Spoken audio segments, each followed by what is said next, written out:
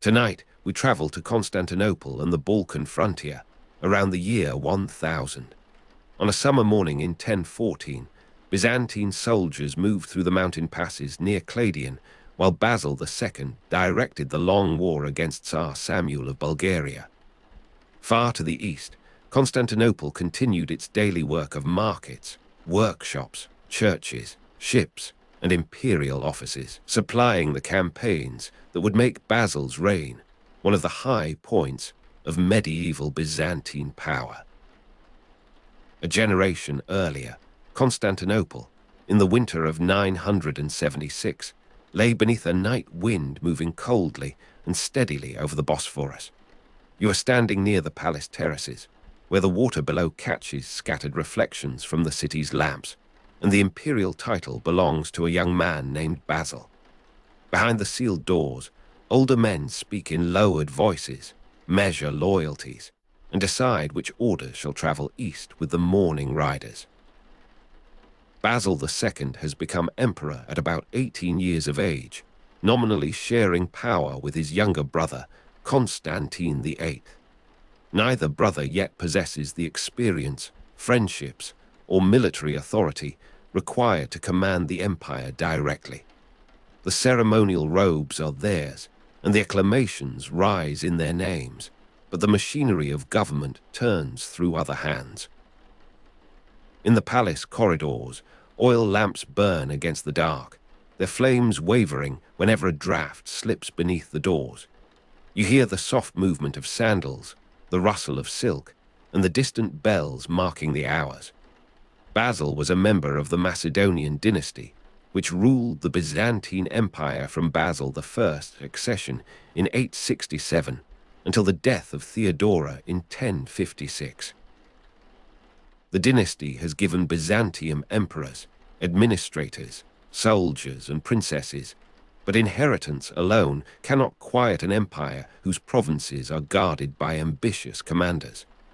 During Basil's early reign, real authority lies with senior court officials and generals who understand the habits of power more intimately than either young emperor.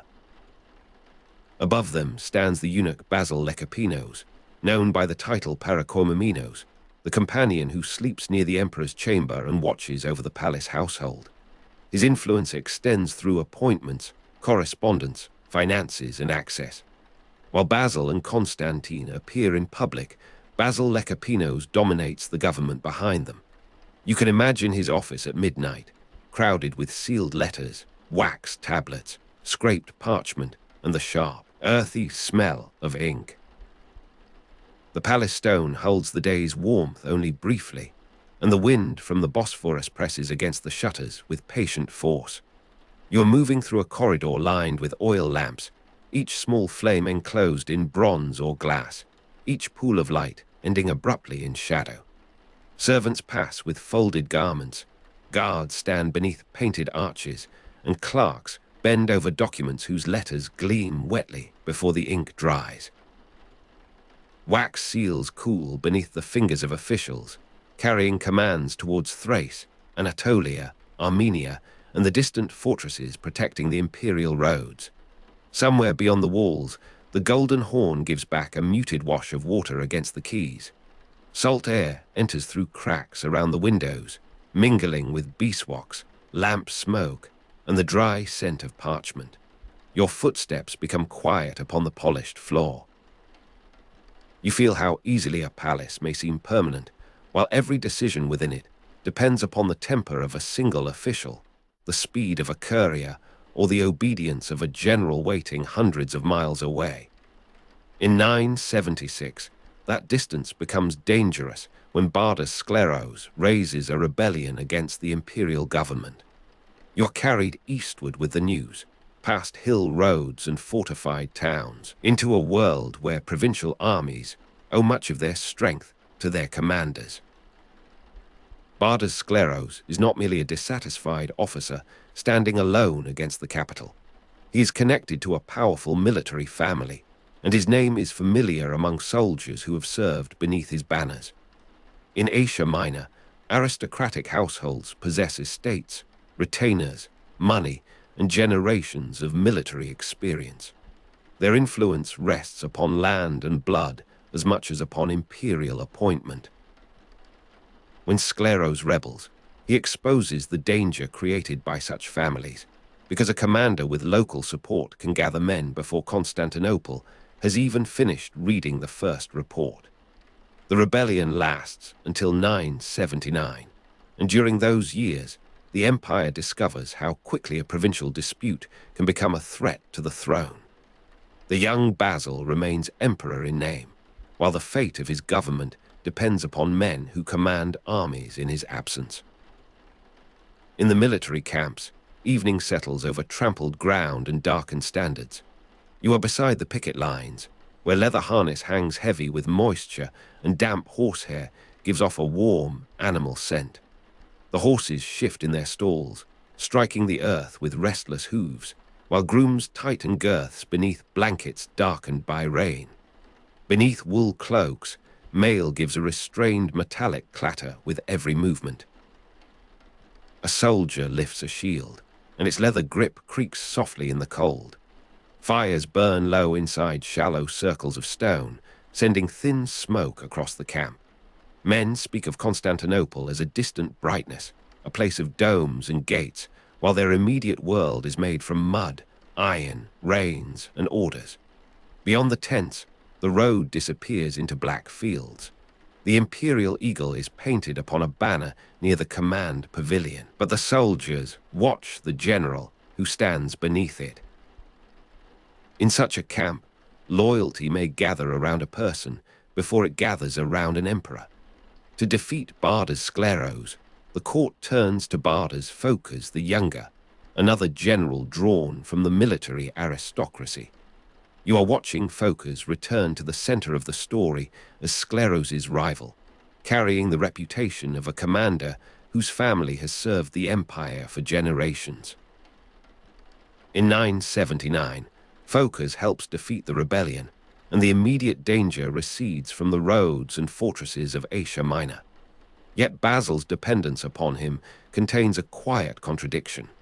The emperor needs the general because the general possesses the strength required to save the throne. At the same time, every victory increases that general's prestige, wealth, and following among soldiers and aristocrats. Basil sees the lesson without yet possessing the freedom to act upon it. Skleros' revolt has shown that provincial military families can raise banners against Constantinople. Phocas' victory has shown that the same families may be necessary to preserve the capital.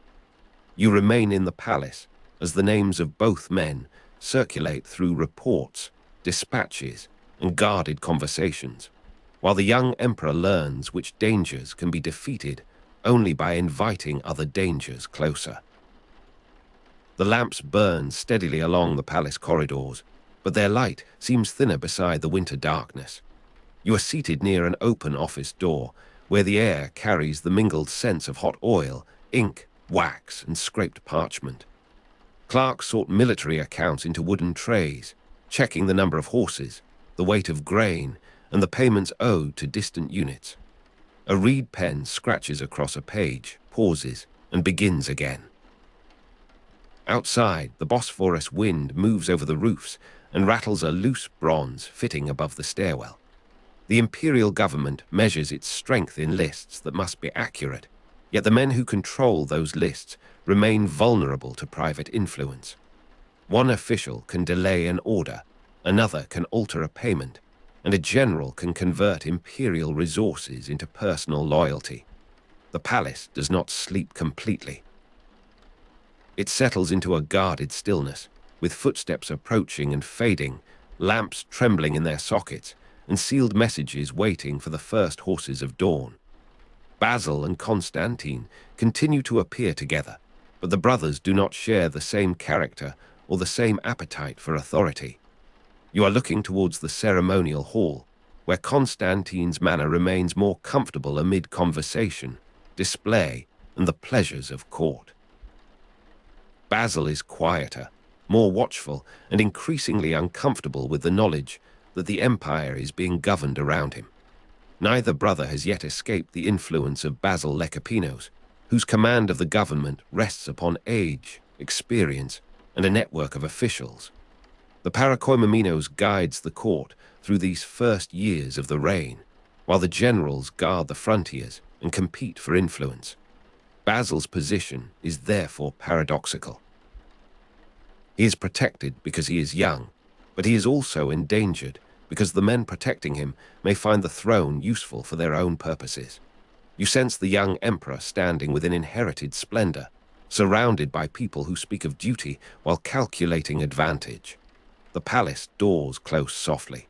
Beyond them, the empire continues to move. By the middle of the 980, the memory of Scleros's rebellion has not faded from Basil's mind. You are traveling with him through rooms where the reports from Asia Minor are read slowly and then folded away. The names of fortresses, commanders, estates, and families recur across the documents. Each name represents a road, a garrison, a source of revenue, or a private network capable of becoming a public threat. Basil's early dependence on generals begins to shape his later suspicion of aristocratic magnates. He has needed their armies, but he has also watched those armies make their commanders nearly independent. The danger does not lie only in open rebellion. It lies in the quieter accumulation of estates, marriage alliances, military clients, and influence over the officers commanding the eastern armies. You hear the palace clerks reading figures aloud, and beneath their voices you imagine the heavier sound of cavalry assembling far away. The empire's wealth is counted in Constantinople, but its force is gathered in the provinces. Then, in 987, Bardas Phocas the Younger turns against the imperial government he once helped preserve. You are standing before a map of Asia Minor, where the mountain ranges run like dark folds across the parchment and the roads narrow towards the eastern provinces. Phocas has built support among the military aristocracy, drawing strength from families whose estates and traditions bind them to the army. His rebellion is more dangerous than the earlier revolt because it joins personal ambition to an established network of provincial power. Bardas Scleros, released from captivity and brought into the alliance, adds another experienced rival to the emperor's enemies. The arrangement reveals how deeply the military aristocracy has entered the struggle for the throne. Men who once fought each other can now recognize a common opportunity in Basil's uncertainty. The rebellion spreads towards the capital, and by 988 the forces of Phocas have reached the outskirts of Constantinople. You stand within the city while the imperial government listens for news from the roads, knowing that the army beyond the walls may be closer to victory than the court is to a plan. At the edge of the capital, the night air smells of salt, wet earth, and the faint smoke of distant campfires. You are upon the walls, looking past the dark fields towards scattered points of fire where Phocas's soldiers keep watch. The Golden Horn lies behind you, black beneath the stars, and ships shift gently against their moorings. Along the battlements, guards adjust their cloaks against the wind. Their mail gives a low metallic sound whenever they turn, while spearheads catch the occasional glow from a nearby lamp. The city's churches and palaces rise behind you in layered silhouettes, their familiar forms made strange by darkness. Somewhere below, horses are being led through narrow streets, their harness buckles knocking softly against one another. The imperial capital has not fallen, but its confidence has thinned. From the wall, the distance between safety and disaster appears small. A messenger arrives with mud on his boots, speaks to an officer, and disappears into the shadowed stairway. You remain with the cold stone beneath your hands and the wind crossing the water. Basil now faces a choice that reaches beyond the habits of Byzantine diplomacy.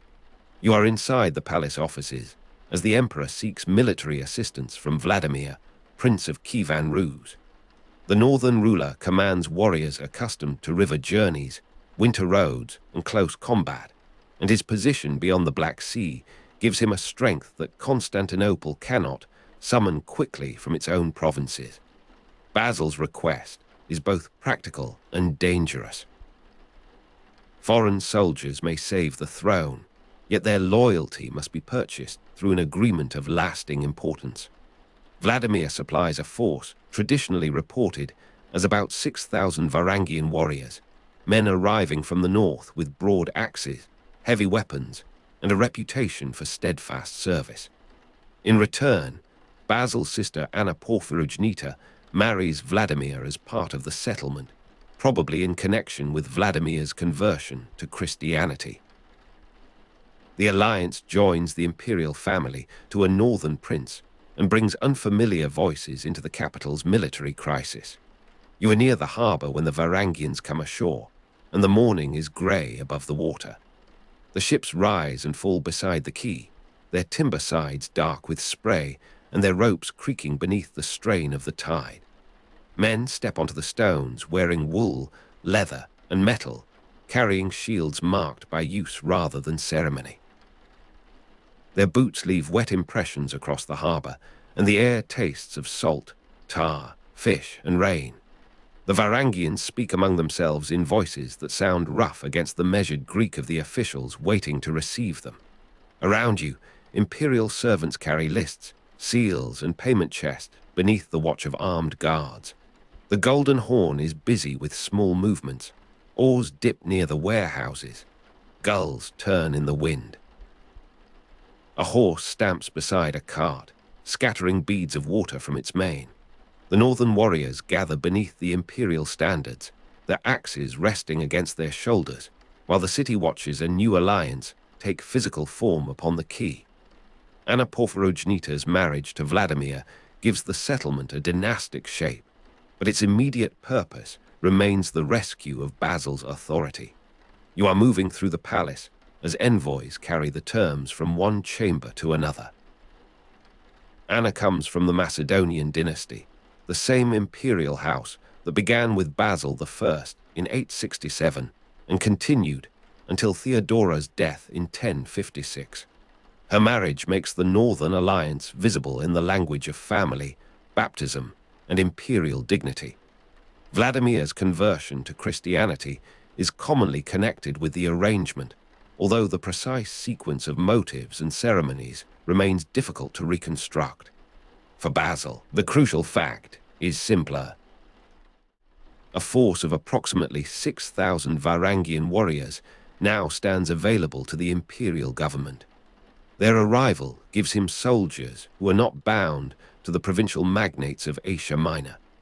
They have no estates in the rebellious territories, no family bargains with Phocas, and no inherited obligation to the aristocrats pressing towards the capital. You can feel the palace changing around this new possibility as clerks prepare orders and commanders realize that the emperor has found a force outside their usual circle. The Varangian camp settles beside the imperial formations, where damp horsehair and wet leather mingle with the smell of charcoal.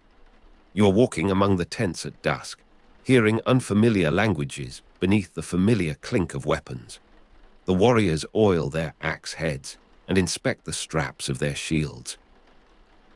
Wool cloaks darken with mist, and rivets shine briefly when a fire lifts beneath them.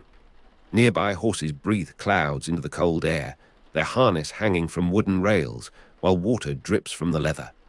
Mail shifts in overlapping whispers as men sit, rise, and turn towards the officers.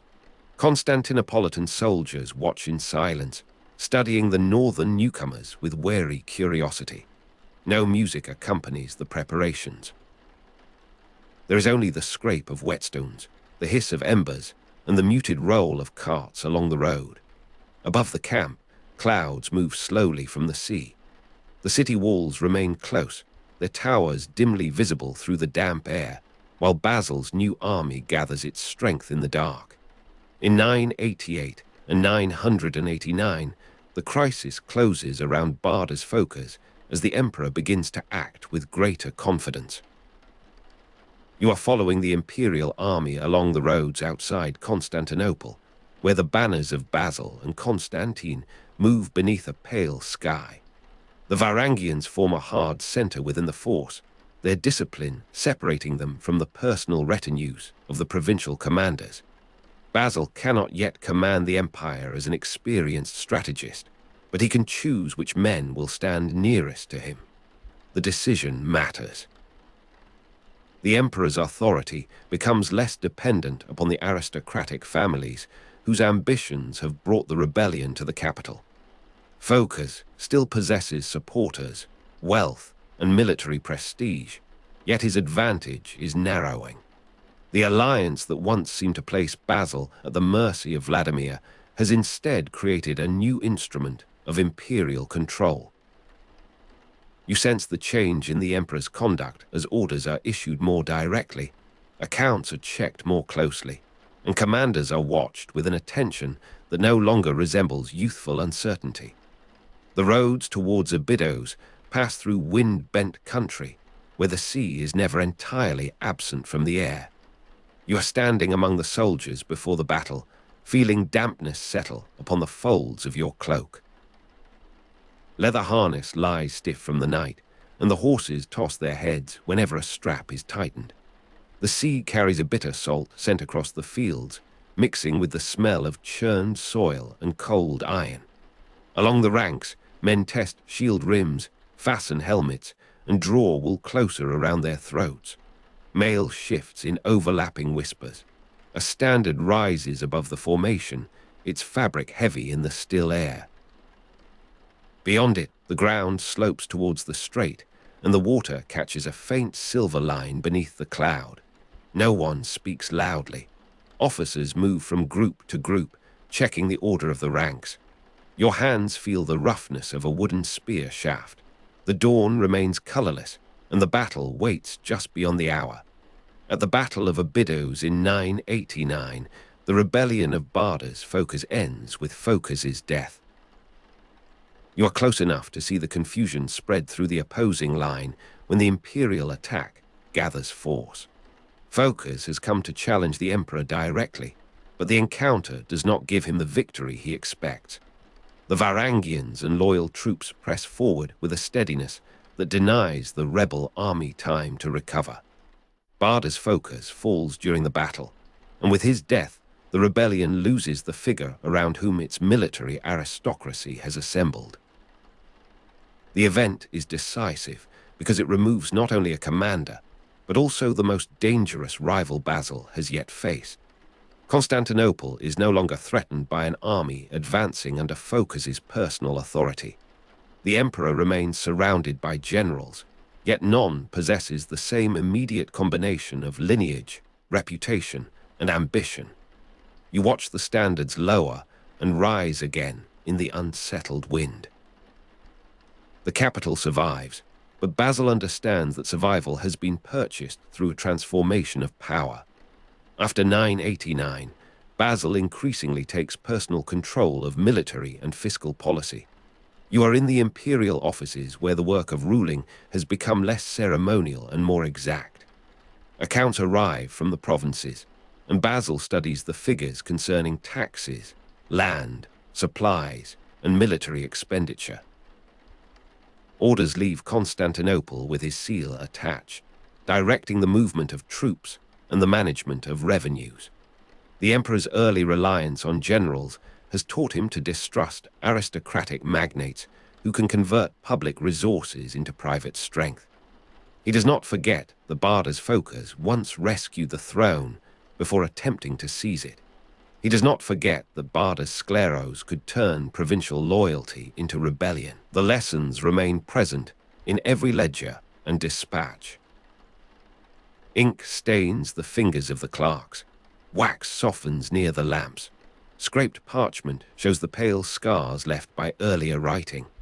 Basil's government grows more personal, more severe, and more attentive to the quiet foundations beneath military power.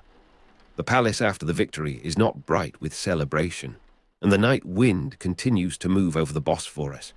You are passing beneath arches where the lamps burn with small, steady flames. Servants carry folded reports rather than garlands.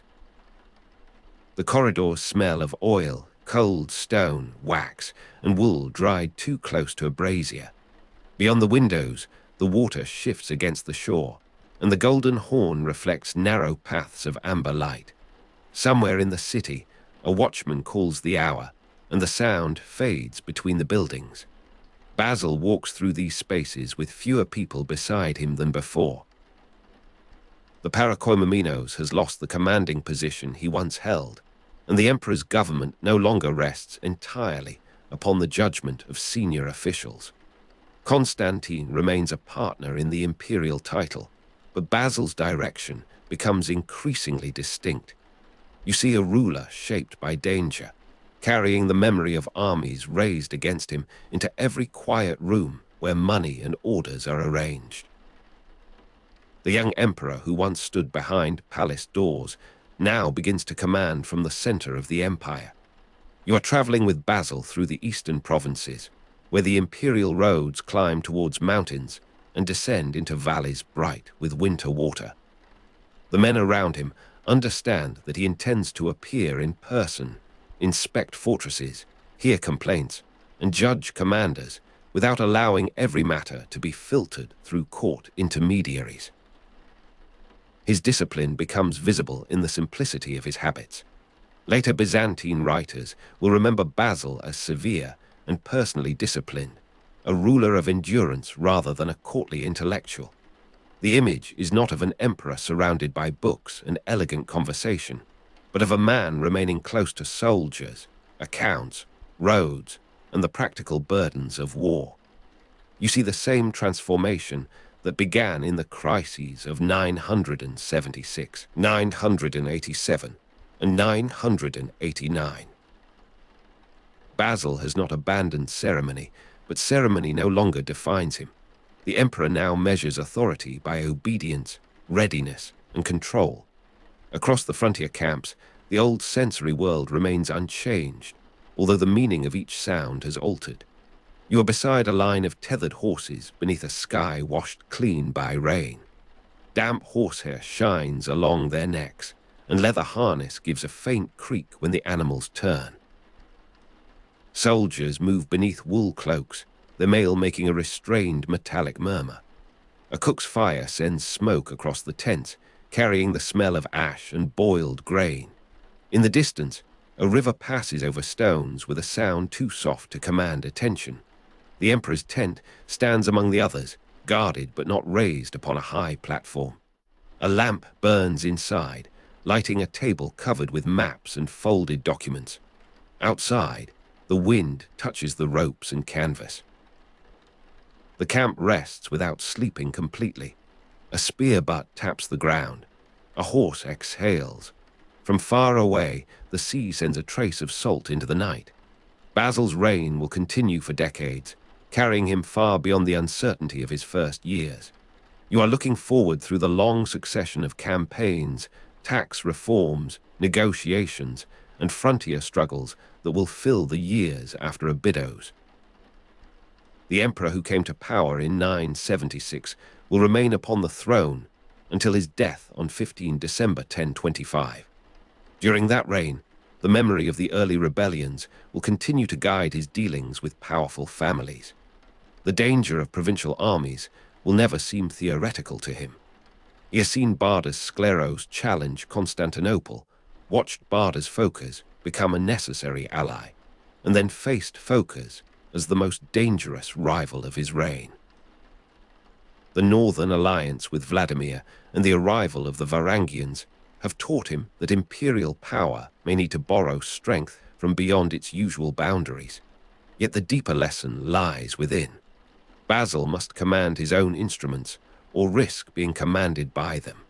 You are standing at the beginning of that understanding, with the capital still closed behind and the eastern roads opening ahead. The evening settles gently over the camp, and the lamps become softer as the air grows colder. You are near the edge of a quiet field, where the grass holds beads of moisture and the shadows lengthen beneath the horses. A cloak brushes against your sleeve. Somewhere behind you, a guard adjusts the strap of his shield. The sound is small. The darkness is wide. Across the valley, one lamp remains visible beside the emperor's tent. Its glow rests upon the canvas and fades into the surrounding night. The Bosphorus is far away now, but the memory of salt air remains in the cold wind. The Golden Horn lies beyond many roads, many winters, and many years. Constantinople is quiet. The palace corridors are quiet. The old fears are quiet for a while. Basil stands alone at the center of his authority, no longer merely a guarded figure of the Macedonian dynasty, but an emperor beginning to command his own wars. The fire lowers. The horses breathe. Dawn is still distant. You are standing near the Golden Horn at dawn, where dark water carries the first pale reflection of the eastern sky. Along the quays, ships rest against their ropes, their masts forming a delicate forest above the warehouses. Tar and wet rope mingle with fish, cedar, damp grain and salt carried inland from the Bosphorus. Porters move slowly beneath burdens of amphorae, folded cloth, timber and sealed chests. Customs officials arrive with tablets, wax, scales, and small lamps protected from the morning breeze. The first bronze coins click upon a wooden counter as merchants declare cargoes from the Black Sea and the eastern Mediterranean. Behind you, Constantinople begins to stir within its enormous land walls, built and maintained from late Roman times around an exceptionally large urban area. Before you, the maritime passage opens between the Black Sea and the Sea of Marmara. You are watching Constantinople resume its daily work as the capital and administrative center of the Eastern Roman Empire. Every vessel entering the Golden Horn belongs to a wider movement of people, goods, orders, taxes, and information. Grain may have traveled from Egypt, timber from the Black Sea, silk from workshops within the empire, and spices through Syria from lands farther east. The city stands beside the Bosphorus, controlling the waterway that joins northern seas to the imperial capital. From the harbor, routes continue towards the Balkans, Anatolia, the Caucasus, and the eastern Mediterranean. Byzantine government gathers customs at the water's edge, records taxes in offices, and directs payments through a highly developed bureaucratic system. The city appears restless, yet its movement follows written procedures preserved by clerks, inspectors, accountants, and officials. The morning air lies cool against your face, and a thin mist gathers above the Golden Horn. Oars dip beyond the harbor mouth with a soft, measured rhythm, while gulls circle over the roofs and the broken shadows of the piers. Wet boards yield beneath your feet, darkened by spray and years of handling. A porter steadies a jar against his shoulder, pausing beneath a beam where beads of moisture tremble in the light. From an open warehouse comes the smell of wool, olive oil, smoked fish, and rough wooden packing crates. The sound of bronze against bronze is brief and delicate, almost lost beneath creaking rigging. Along the quay, ropes swell with water, knots shine like blackened leather, and the city slowly gathers brightness behind its walls. You pass from the harbor towards the city's ceremonial heart, following streets where hooves strike paving stones and cartwheels settle into old ruts. The route leads through neighborhoods whose workshops and dwellings press closely against one another.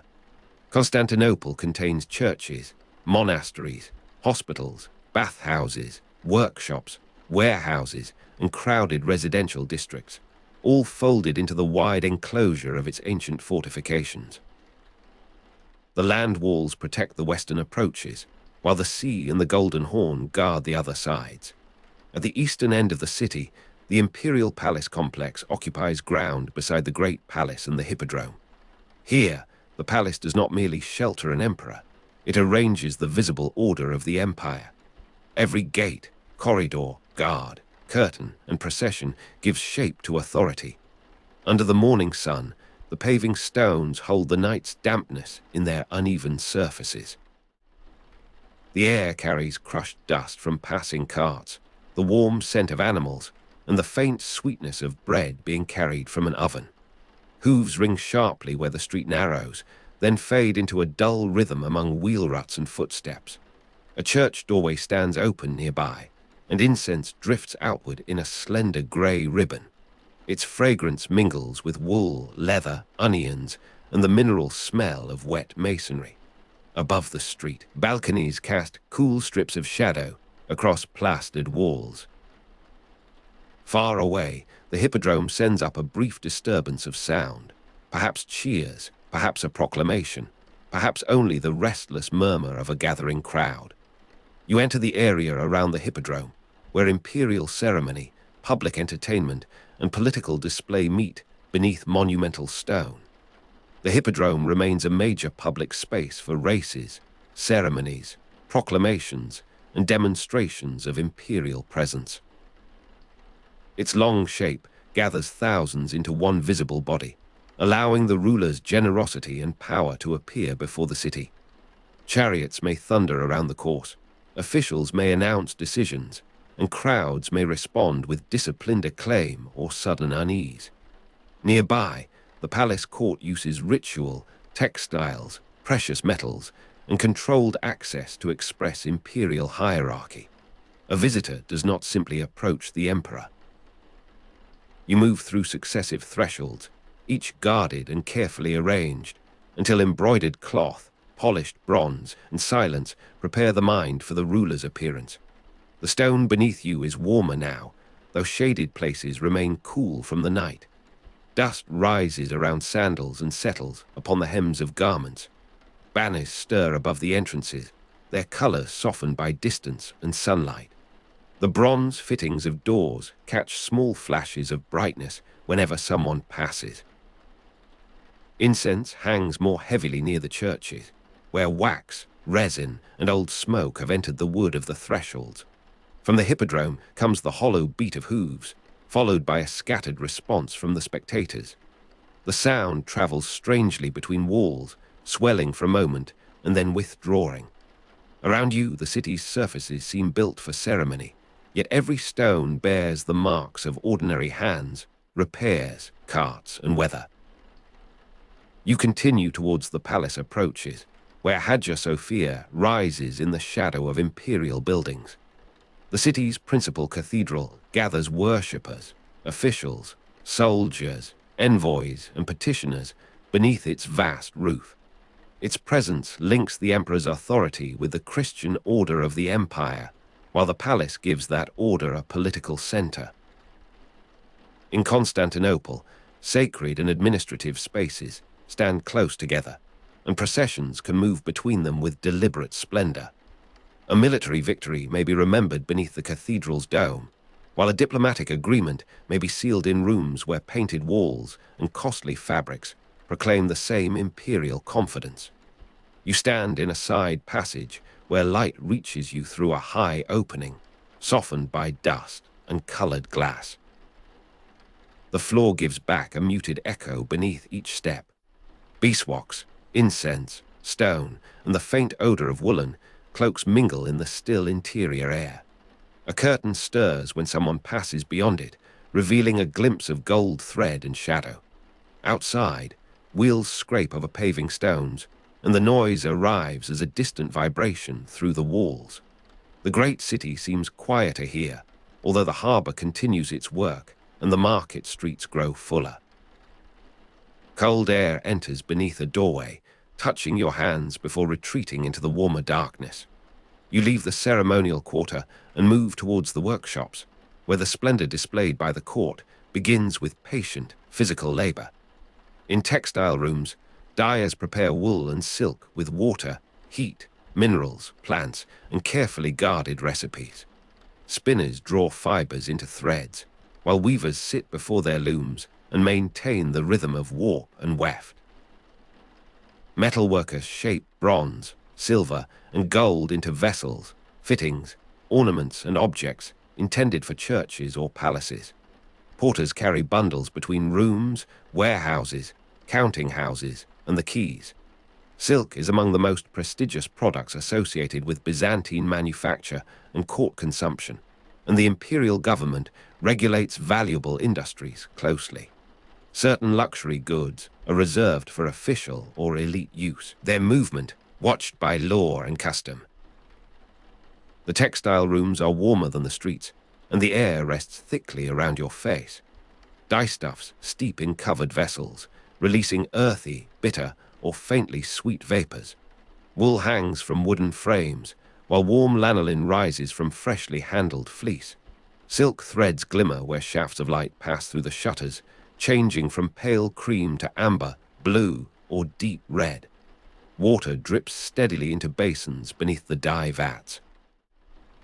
A shuttle taps against a loom, and the sound repeats with an almost drowsy precision.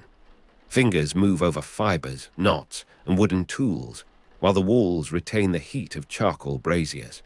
The room is crowded, yet each worker keeps a narrow private rhythm within the larger hum. You see silk textiles being prepared not only in Constantinople, but also in important centers such as Thebes and Corinth. Finished cloth may travel along imperial roads, pass through official warehouses, and reach the palace in carefully recorded consignments. Some pieces serve liturgical purposes, while others cover furniture, clothe dignitaries, or form part of diplomatic gifts. The court's taste for silk expresses wealth, but it also communicates rank through color, pattern, weight, and access. A robe can distinguish an office, a curtain can conceal a threshold, and a woven image can carry religious or imperial meaning. Behind each object lies a chain of growers, spinners, dyers, weavers, merchants, guards, clerks, and carriers, whose names rarely enter the record. A narrow window admits a square of afternoon brightness, and dust floats slowly within it. The wool beneath your hand feels dense and slightly oily, retaining the warmth of the room. Silk slides across a wooden surface with a dry whisper, lighter than cloth and more secretive in its movement. Near the doorway, a kettle releases a little cloud of steam above cups marked by dark stains. The odor of dyestuffs clings to sleeves and hair, while lanolin settles into the folds of working garments. Outside, the street supplies a harder music of wheels, hooves, shouted prices, and doors opening against stone.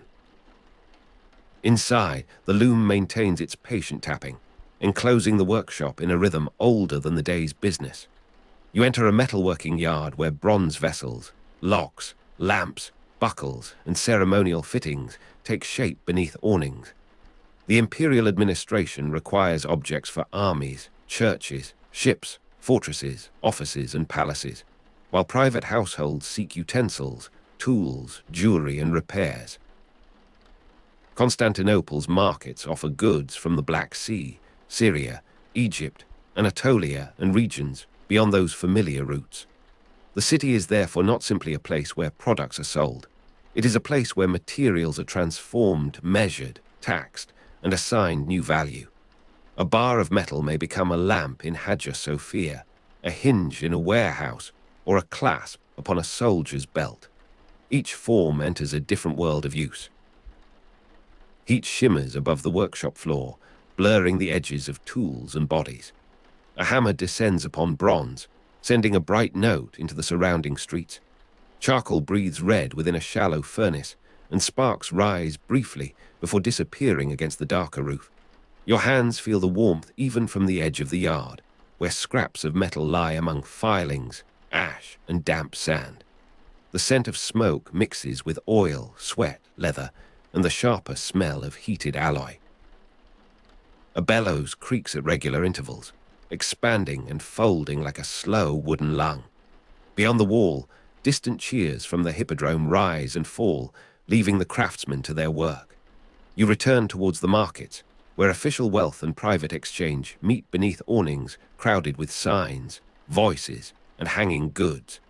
The gold nomisma stands at the center of the empire's coinage, widely respected in international trade and accepted across distant commercial networks. Beneath the trusted gold, silver, and bronze coins pass rapidly through ordinary hands. A shopkeeper counts a small payment for bread, a porter receives wages, and a merchant settles a larger account with coins weighed, examined, and recorded. Byzantine government collects customs, taxes, and payments through layers of officials whose written habits allow a wealthy, urban, monetized state to sustain itself. The market's apparent disorder rests upon an extensive system of measurement and obligation. You hear bronze coins clicking on a wooden counter as a customer counts them twice. The surface is worn smooth beneath years of palms, scales, and small knives. Bread gives off a warm fragrance near the bakery, while nearby stalls smell of dried figs, salted fish, garlic, wool, and wax. Leather pouches knock gently against belts as people pass shoulder to shoulder. A boy carries a basket beneath the striped shade of a cloth awning, and a dog noses at fallen grain beside the gutter. Sunlight touches the upper stories, but leaves the market floor in shifting coolness. From somewhere beyond the roofs, the sea sends a faint breath of salt through the dense city air.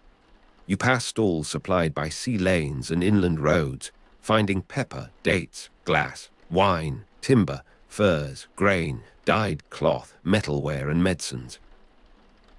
Goods from Syria and Egypt stand beside products from Anatolia and the Black Sea, while caravans and ships bring objects whose origins lie even farther away.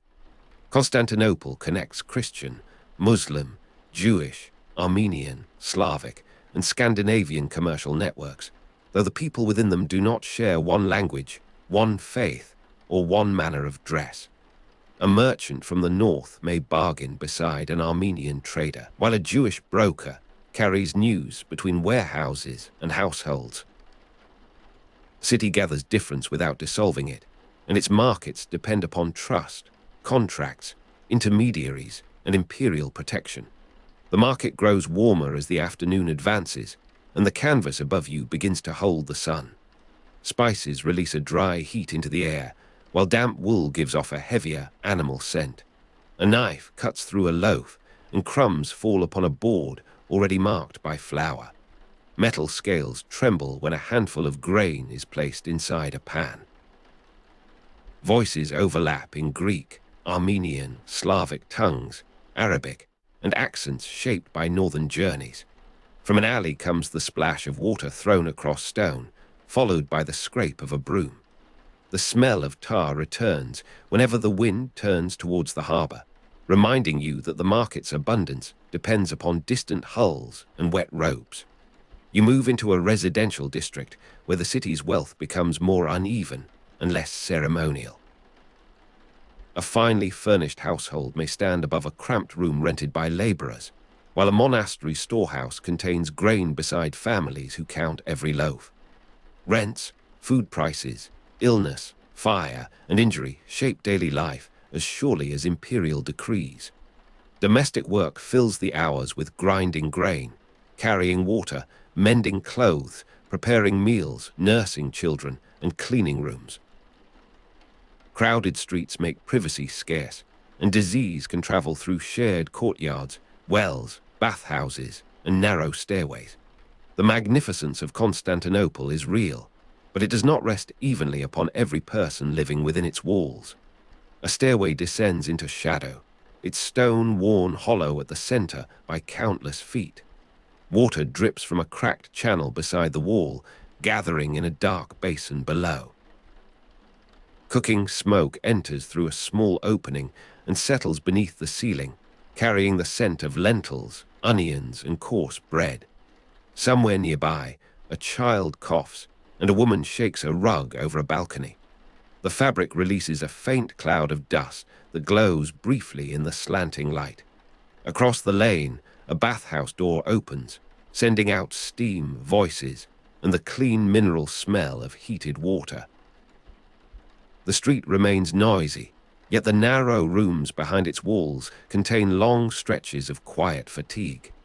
You pass hospitals supported by churches, monasteries, benefactors, and the wider Christian culture of the empire. Their beds receive the poor, the injured, the elderly, and travelers who have fallen ill far from familiar homes. Physicians, attendants, servants, and religious workers share the difficult labor of tending bodies in an age when illness remains uncertain and remedies are limited.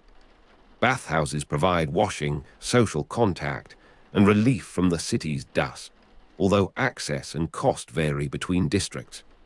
Churches offer prayers, charity, shelter, and the steady presence of liturgical time. Constantinople's institutions reveal an organized society, yet they also show how many people depend upon collective care when household resources fail. Warm vapor moves through the bathhouse entrance and touches your face with a damp softness. Beneath it, the street air feels cooler, carrying the smell of rain trapped between stones. Water runs over tiled surfaces and gathers in shallow channels that reflect the lamps. Linen hangs from a rail, heavy with moisture, while sandals slap against the floor beyond the doorway. A physician's room smells of vinegar, herbs, wool, and old wood. In a nearby church, incense drifts through the open entrance and settles lightly upon the damp air. The city contains heat and cold, fragrance and odor, polished surfaces and rough ones, all crossing one another in the same narrow streets. You climb towards an administrative office where clerks record obligations in careful hands. Customs duties, market taxes, land revenues, military payments, and special levies move through the bureaucracy, becoming figures upon tablets, parchment, registers, and sealed documents. The system is highly developed because the empire must transform scattered resources into dependable power. Taxes gathered in Constantinople can pay soldiers in Anatolia, repair fortresses along the frontier, provision ships, maintain roads, and support diplomatic gifts. The gold nomisma gives distant transactions a common measure, while officials translate local produce and labor into imperial accounts. In this way, the movement of money becomes the movement of armies, walls, roads, ships, and influence. The office smells of dust, wax, leather bindings, and the faint smoke of a lamp burning near the window. Reed pens scratch across parchment, pausing whenever a clerk checks a figure against another register. Wax softens above a small flame, ready to seal a folded document. A balance scale shifts with a delicate metallic sound as coins are placed upon its pan. Outside, carts roll over paved streets, and wheel ruts collect yesterday's rain in shallow brown lines. The room is not grand, yet decisions made here travel farther than many processions. A quiet mark beside a name may alter a shipment, a household, a garrison, or the cost of feeding an entire district. You follow the movement of revenue beyond the office, imagining how it reaches the armies commanded under Basil's authority.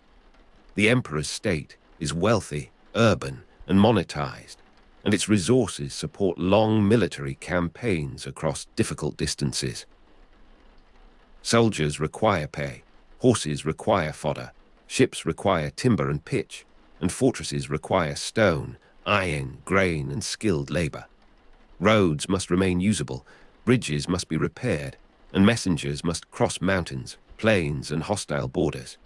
Diplomatic gifts require silk, metalwork, jewelry, manuscripts, and coin. Constantinople's markets and accounts therefore form part of the military world, even when no soldier stands nearby.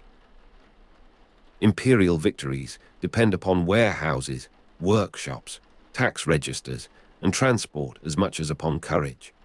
The road outside carries a steady procession of carts, each wheel pressing a dark groove into the damp surface. Mules breathe heavily beneath sacks, and their harness rings knock together with a dull, repeated clatter. A wagoner lifts his voice to warn pedestrians, while a child steps aside against a wall polished by passing shoulders. The air tastes faintly of dust and iron. Along the roadside, a ditch holds leaves, straw, and fragments of broken pottery. The western light settles upon the upper masonry, making the old stones appear almost pale. Beneath that brightness, the city's traffic continues its patient labor, moving supplies towards gates, quays, barracks, and distant roads. You return to the hippodrome as evening approaches, when the public space gathers a final brightness before the lamps are lit. The races and ceremonies held here allow imperial government to display order before the people of Constantinople. Proclamations can be heard by thousands, victories can be celebrated collectively, and political feeling can move through the stands like a sudden wind. The palace and the hippodrome remain close because authority is most effective when it can be seen, heard, and repeated. Yet display requires preparation, and preparation requires textiles, metals, animals, food, guards, musicians, servants, and officials. Even the briefest ceremony rests upon long chains of work. The hippodrome stones retain the day's heat beneath your feet, while the air above them cools rapidly. A few horses stamp within the shadows, raising small clouds of dust around their hooves. Empty benches stretch into the dimness, their surfaces marked by weather, spilled drink, and countless seasons. Cloth banners hang more heavily now, their colors fading into brown and violet. Someone closes a wooden gate, and the sound travels along the curved walls. A distant cheer rises from a side street, then breaks apart among the houses. The last sunlight catches the edges of the palace roofs, leaving the lower passages already filled with blue-gray shade. You stand near the palace entrances as servants carry folded textiles, vessels, lamps, and sealed messages through guarded passages. Ritual controls the pace of access, making distance itself part of the imperial language. A courtier waits beneath embroidered fabric, while a guard examines his token and measures his place within the procession. Precious metals shine in the hands of officials, yet the brilliance is restrained by rules governing who may touch, wear, carry, or display certain objects. The palace court expresses hierarchy through color, texture, ceremony, silence, and delay. Beyond its doors, Constantinople remains crowded and practical, but within these thresholds, every movement becomes an image of order. The palace walls hold the fragrance of polished wood, incense, oil, and woven cloth. Lamps tremble within bronze holders, casting small reflections across vessels and fittings. Silk curtains absorb the sound of footsteps, while stone corridors return the quieter echoes of distant doors. A servant's sleeve brushes against your arm as he passes with a covered tray. Somewhere beyond the rooms, a fountain falls into a basin with a regular silver sound. Evening light enters through narrow openings and rests upon mosaics, changing slowly as the sun descends. Warmth gathers near the lamps, though a cooler current moves beneath the doors from the outer courtyards. You leave the palace district while the first lamps appear along the streets, and Constantinople begins its nightly transformation. Traders close shutters, porters finish their last journeys, and householders bring water, fuel, and food indoors. The day's accounts are sealed, although the consequences of their figures continue towards distant provinces. Customs become salaries, taxes become provisions, payments become fortifications, and commercial trust becomes diplomatic strength. The empire's resources support Basil's long campaigns, but those resources remain rooted in ordinary movement through the capital. A clerk's calculation, a weaver's thread, a porter's burden, and a merchant's coin all enter the greater machinery of imperial survival. Light from an oil lamp trembles upon the paving stones, breaking whenever a cart passes through it. The smell of tar rises from the harbor with the cooler night air, joined by wet rope, river mud, and extinguished charcoal. Windows glow at different heights, revealing glimpses of cooking fires, hanging cloth, sleeping children, and figures bent over tables. Hooves strike the road more softly now, muffled by evening damp. Incense drifts from a church doorway where a late service is ending, and the fragrance follows you for several steps before thinning away. Above the roofs, the sky darkens over the Bosphorus, while the city keeps its measured pulse. You walk towards the eastern shore, where the waterway gathers darkness between Europe and Asia. Constantinople stands beside the Bosphorus, because geography has made it a meeting place, a fortress, a market, and an administrative center. The maritime passage between the Black Sea and the Sea of Marmara lies beneath the city's vigilance, carrying ships towards northern ports and southern waters.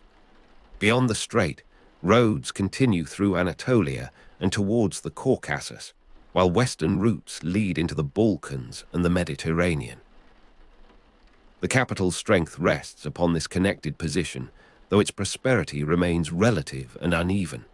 Wealth gathers in palaces, churches, warehouses, and merchant houses, while hard labor and poverty continue beneath the same imperial sky. The shore is nearly black, except where lamps stretch trembling paths across the water. A ship's hull creaks against its moorings, answering the slow pull of the tide. Wet rope lies coiled upon the quay like sleeping serpents, and tar glistens along the seams of the timber.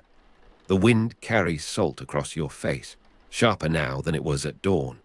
Somewhere behind you, a wheel turns over a rut and releases a small shower of water. A late porter drags his sandals across the boards, and the sound fades towards the warehouses. The Bosphorus breathes quietly in the darkness, holding the city's roots within its patient current. You remain beneath the lamps as Constantinople settles into night, a vast city whose ancient walls contain both magnificence and exhaustion. The year 1000 is not experienced as one documented turning point by every inhabitant. For merchants, laborers, monks, soldiers, officials, and children measure time through different concerns. Some note religious calendars, some remember harvests, some recall wars, and others simply count the days until rent or wages are due. Basil's empire does not depend upon one shared feeling about a date. Its strength lies in institutions, habits, roads, ships, coinage, records, and the repeated labor of people who may never see the palace. The lamps burn with small yellow flames, and their reflections bend upon the black water. Night air cools the stones beneath you, while the wooden quay retains a trace of the day's warmth. From an upper window comes the scent of boiled grain, followed by the dry smell of smoke. A rope knocks lightly against a mast, keeping time with the distant creak of another vessel. The city behind you offers no single sound, but a layered murmur of voices, footsteps, animals, doors, bells, and water. Even the silence contains movement, because warehouses settle, fires collapse, and the Bosphorus never becomes entirely still. You think of Constantinople as the quiet engine behind Basil's victories, though its work is never quiet to those who perform it.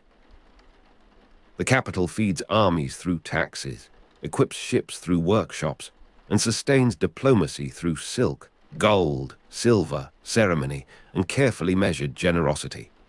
Its markets connect the Black Sea, Syria, Egypt, Anatolia, the Caucasus, the Balkans, and the Eastern Mediterranean.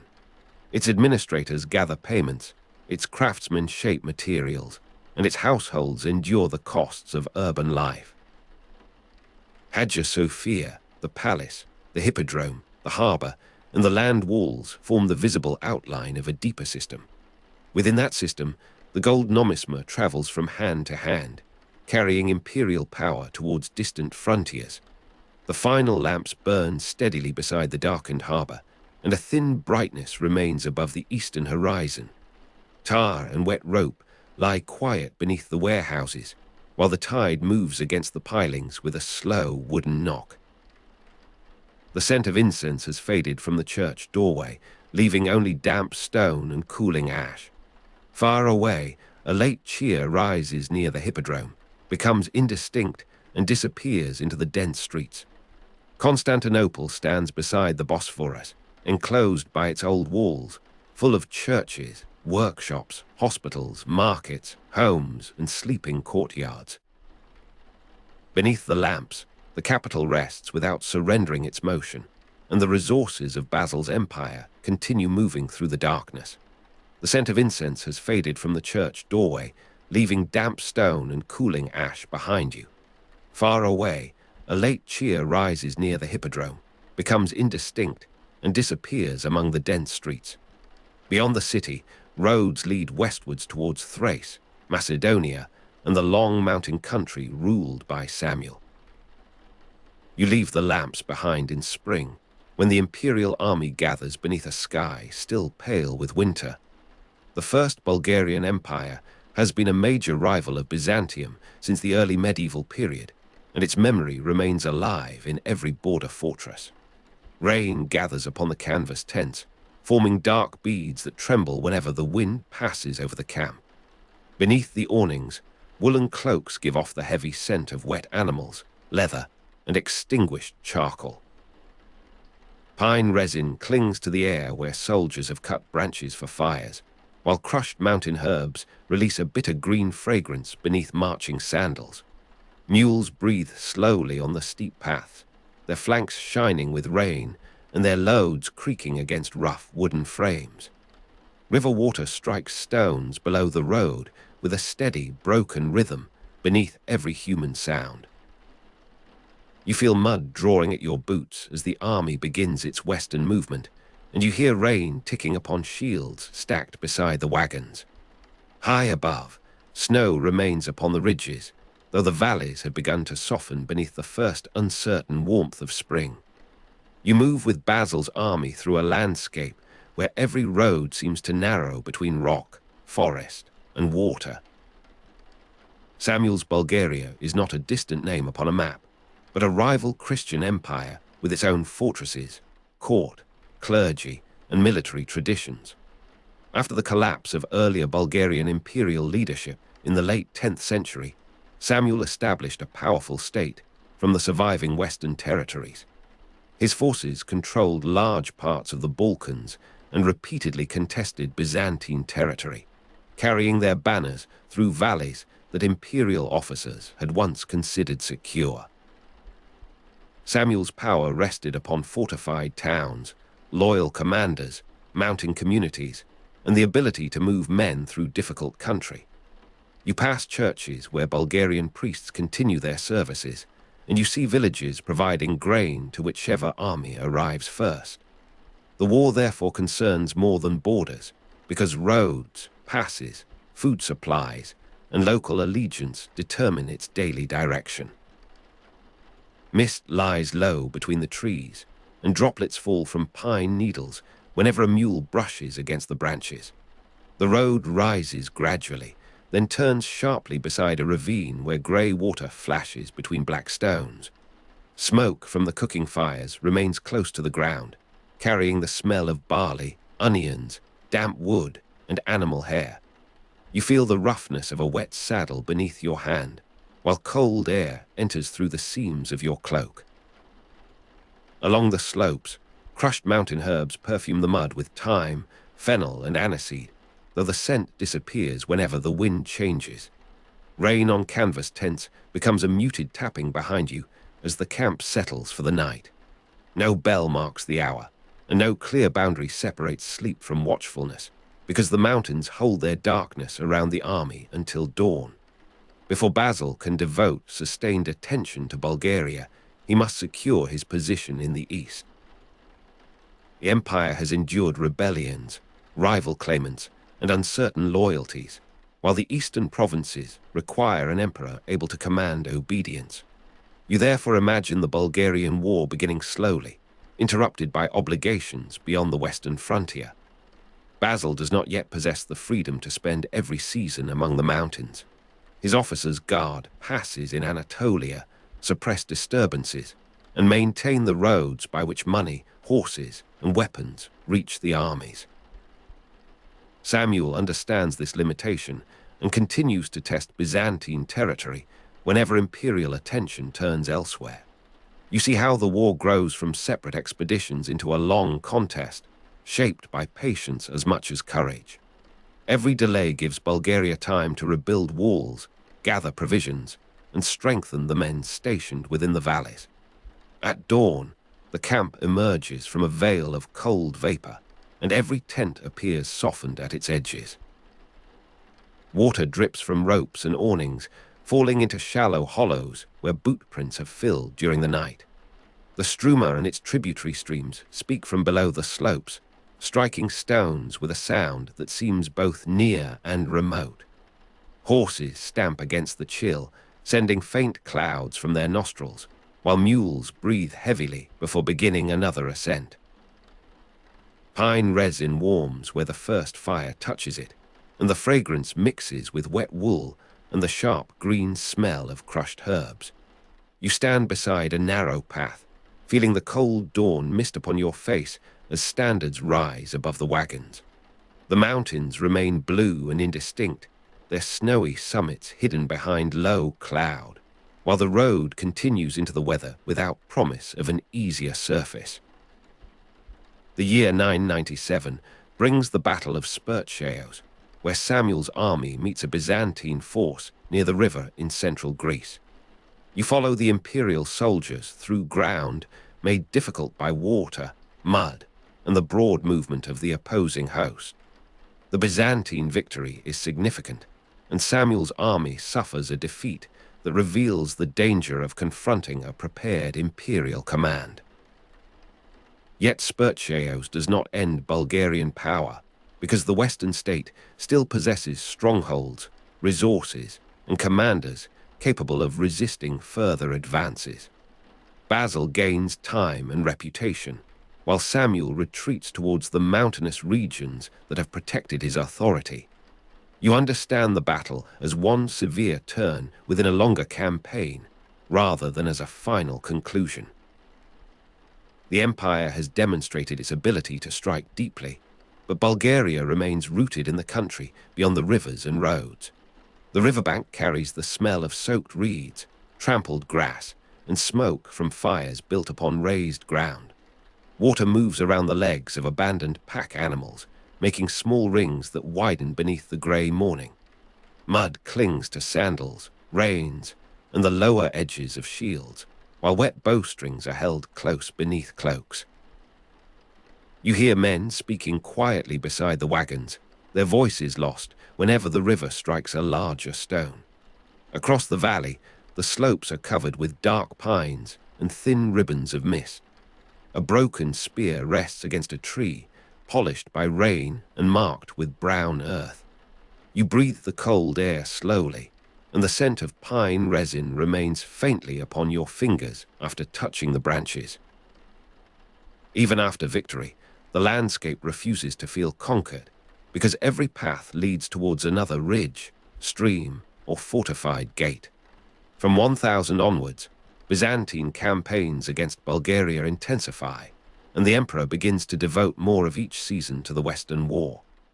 In that year, Byzantine forces recover important territories in northeastern Bulgaria, restoring imperial control across regions that had long supplied Bulgarian armies.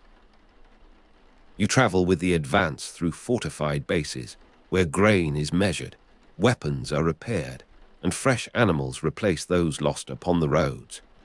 Basil uses seasonal campaigning, sieges, and carefully supplied advances, allowing the army to remain connected to its magazines and supporting towns. A fortress taken at the proper moment can protect a road, threaten a valley, and deprive a regional commander of communication. Direct battle remains valuable, but the capture of strongholds increasingly shapes the campaign. You see imperial strategy combining open combat with the isolation of local centers, until Bulgarian resistance must answer pressure from several directions. Night gathers around the newly occupied base, where wet timbers creak beneath the weight of rain.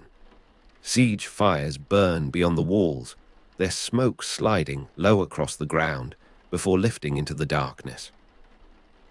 Canvas tents shine faintly whenever lightning opens the clouds, and rain taps upon them with patient irregularity. The stones beneath your feet are cold, but the wooden palisade holds a little warmth from the bodies gathered beside it. Mules breathe in the covered yard, and their harness smells of oil, mud, and damp hide. Near the gate, a cook stirs a pot whose steam carries boiled grain and wild herbs into the surrounding mist. You hear river water striking stones somewhere below the fortress, while sentries speak in brief phrases along the wall. The army sleeps lightly within its shelter, knowing that the next road may be safer only because this one has been secured. Bulgarian resistance remains strong after the recovery of the northeastern territories, because the loss of land does not destroy the political structure Samuel has built.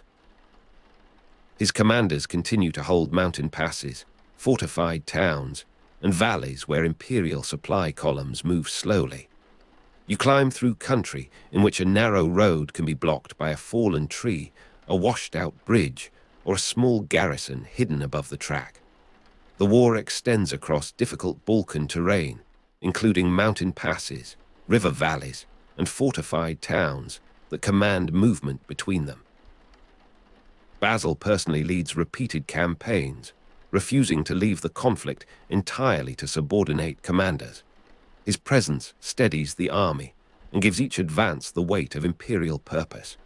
You watch engineers measure walls, scouts examine ridgelines, and officers calculate whether a fortress should be stormed, surrounded, or left isolated behind the advancing columns. A thin rain passes across the high ground, leaving the stones dark and slick beneath the soldiers' feet. Pine resin rises from broken branches, and crushed herbs release their scent whenever the column presses through the undergrowth. Mules breathe on steep paths with slow, strained effort, their hooves searching for purchase beside exposed roots. Below, a river strikes stones in a deep channel, sometimes hidden, sometimes visible as a silver line between the trees. You feel moisture gathering upon your gloves, while the wool at your shoulders grows heavier with every mile. At a bend in the road, smoke from a distant siege fire stains the air with bitterness. The mountains offer no broad view, only fragments of slope, cloud, bark, water, and moving figures. Your world becomes narrow and immediate, measured by the next step, bridge, and guarded turn. The Byzantine army is a varied instrument, assembled from professional tagmatic units, provincial thematic troops, cavalry, infantry, and foreign soldiers. You march beside men whose equipment, accents, and loyalties reveal the breadth of the empire. Tagmatic formations provide disciplined troops close to the emperor, while thematic soldiers bring local knowledge from the provinces. Cavalry screens the roads, infantry carries the burden of sieges, and foreign soldiers add strength where experienced men are scarce. Basil's army must remain more than a collection of warriors, because it requires engineers, teamsters, physicians, clerks, scouts, interpreters, and priests. You see the campaign sustained by thousands of ordinary movements, from counting sacks to repairing bridges. The empire's strength lies partly in its capacity to keep these people supplied across country, determined to break every wagon and exhaust every animal. Rain slides from the edges of shields and gathers in shallow channels beside the road. Tent ropes sag beneath their burden, and the canvas gives a soft, repeated tremor whenever wind moves through the camp. Smoke from siege fires clings to cloaks, hair, and wooden spear shafts, leaving a dry taste at the back of your throat. You pass bundles of pine branches stacked against a wall, their resinous scent bright beneath the heavier smell of wet earth. A mule lowers its head and breathes upon the stones, each exhalation briefly visible before vanishing. Somewhere beyond the camp, water strikes a ledge and falls in several uneven notes. The sound becomes a quiet measure for the night. You sit near the warmth without speaking, while the damp fabric above you receives the rain and gives it back as faint, hollow tapping. By the years before Kleidion, the contest has become a struggle over movement itself. You follow roads carrying grain towards imperial bases, and you see Bulgarian forces attempting to cut those roads before supplies reach the front.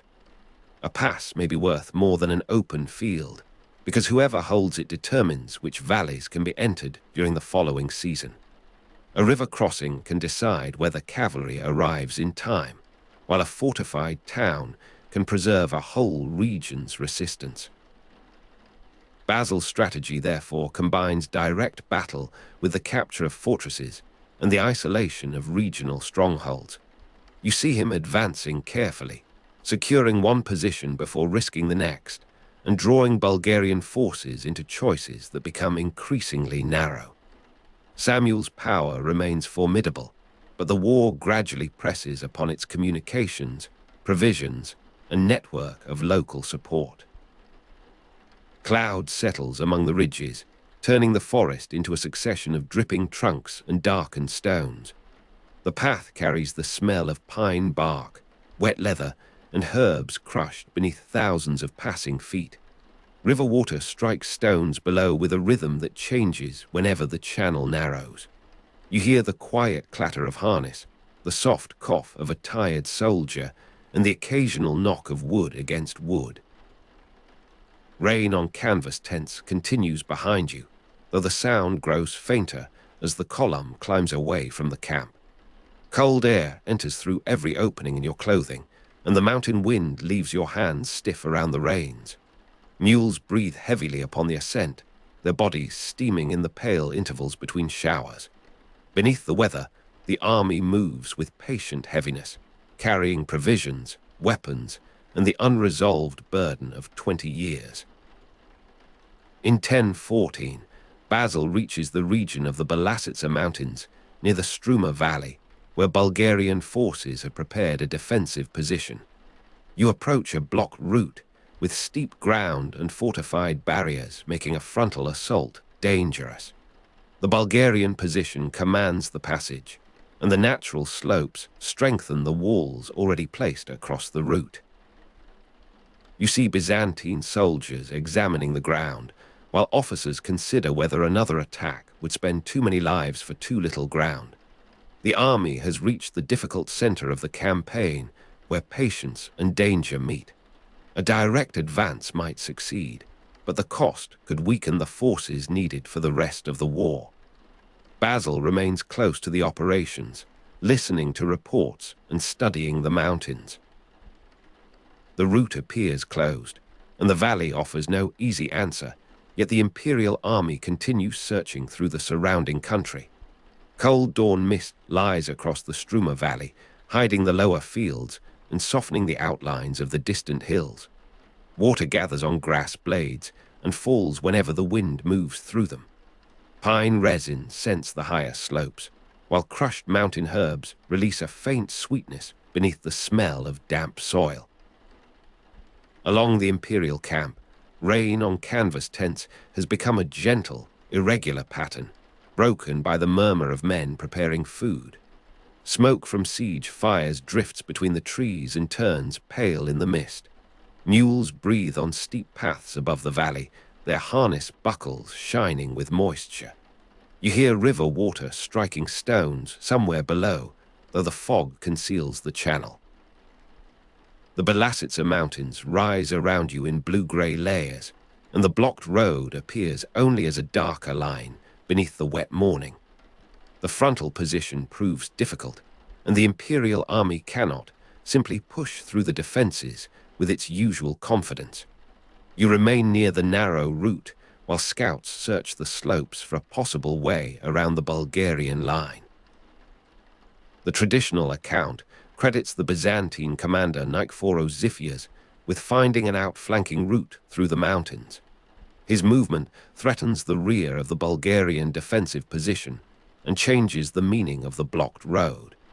You see the danger in the decision, because a detachment crossing unfamiliar ground may be isolated, lost, or destroyed before reaching its objective. Yet remaining in front of the defenses promises a slow and costly struggle.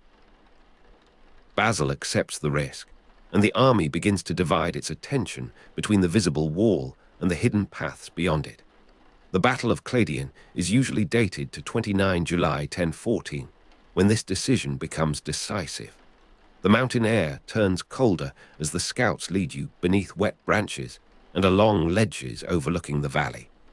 Rainwater runs in narrow threads across the rock, gathering in hollows where small insects tremble upon the surface.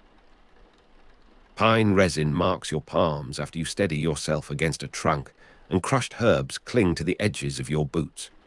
Below, the Struma moves unseen, announcing itself through the persistent sound of water striking stones. Mules breathe behind the column, their slow exhalations mingling with the damp mist.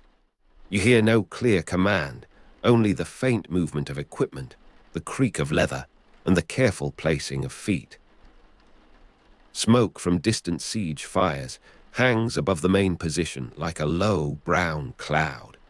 The route is narrow, but it carries the detachment away from obvious danger and towards the uncertain ground behind the Bulgarian lines.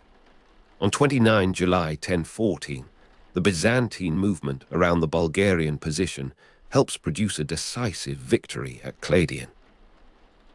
You see the imperial attack develop from several directions, as pressure upon the front combines with the threat created by Xiphias's outflanking maneuver. Bulgarian soldiers who had relied upon the strength of the defensive position now face confusion, compression, and the loss of secure retreat. The battle is fought near the Balasitsa Mountains and the Struma Valley, where the terrain turns every movement into a struggle for footing and distance. Basil's army breaks through the resistance, and large numbers of Bulgarian prisoners fall into imperial hands. The victory is among the most important of the entire war, although it does not immediately erase Bulgarian independence. Tsar Samuel survives Kleidion, but the defeat damages the military structure upon which his long resistance has depended. Mist rises from the valley as the day's heat fades, leaving the slopes covered in a damp silver veil. Rain has darkened the earth, and the smell of wet grass mingles with smoke from fires burning along the captured positions. Broken arrows lie among stones, their feathers heavy with moisture, while abandoned shields collect water in their shallow curves. You hear the river striking the rocks below, steady and indifferent to the movement of armies. Mules breathe beside the road, exhausted after carrying equipment through the mountain routes, and their warm breath touches your cold hands. Pine resin remains sharp upon the air where branches have been broken during the advance. Farther down the valley, canvas tents sag beneath another passing shower. The battlefield grows quiet by degrees, though distant voices and the clink of harness continue through the evening. The mountains hold the silence around you, and victory feels heavy rather than bright. The traditional story says that Basil ordered Bulgarian prisoners blinded after Kleidion, leaving one man in every 100 with a single eye, so that the groups could be guided home. The account became central to the emperor's later reputation as the Bulgar-Slayer, though its precise details remain shaped by medieval interpretation. You see Samuel receiving the prisoners, and you witness the shock that follows their arrival at his court. Tsar Samuel survives the battle, yet he is traditionally said to suffer a fatal stroke after seeing the blinded men. He dies on 6 October 1014, only a few months after Kleidion, and the political center of Bulgarian resistance passes into uncertain hands. The defeat has been catastrophic, but the state does not vanish with Samuel. Gabriel Radomir succeeds him, and the mountains continue to shelter Bulgarian soldiers, officials, priests, and families. Autumn rain settles upon the camp with a quieter sound than the summer storms. Leaves lie against the canvas, dark and flattened, while cold drops slide down the ropes and fall beside your bedroll. Smoke from the fire smells of damp wood and boiled grain, with a trace of pine resin rising whenever fresh branches are added. The herbs beneath the tents have been crushed into the soil, releasing a faint, earthy fragrance when your boots press upon them. Mules breathe in the sheltered yard, their coats steaming beneath woolen coverings. The river below continues striking stones, though its voice is deeper now beneath the heavier flow of autumn water. You feel the chill in the metal cup held between your hands, and you listen as rain moves across the camp in long, gentle bands. Beyond the walls, the roads remain open only through effort, and every journey still demands patience. Gabriel Radomir continues Bulgarian resistance, and the imperial army must resume campaigning after Samuel's death. You advance through regions where one ruler's authority has been replaced by the uncertain loyalty of several commanders. Basil exploits divisions when possible, but he still faces strong fortresses and difficult terrain.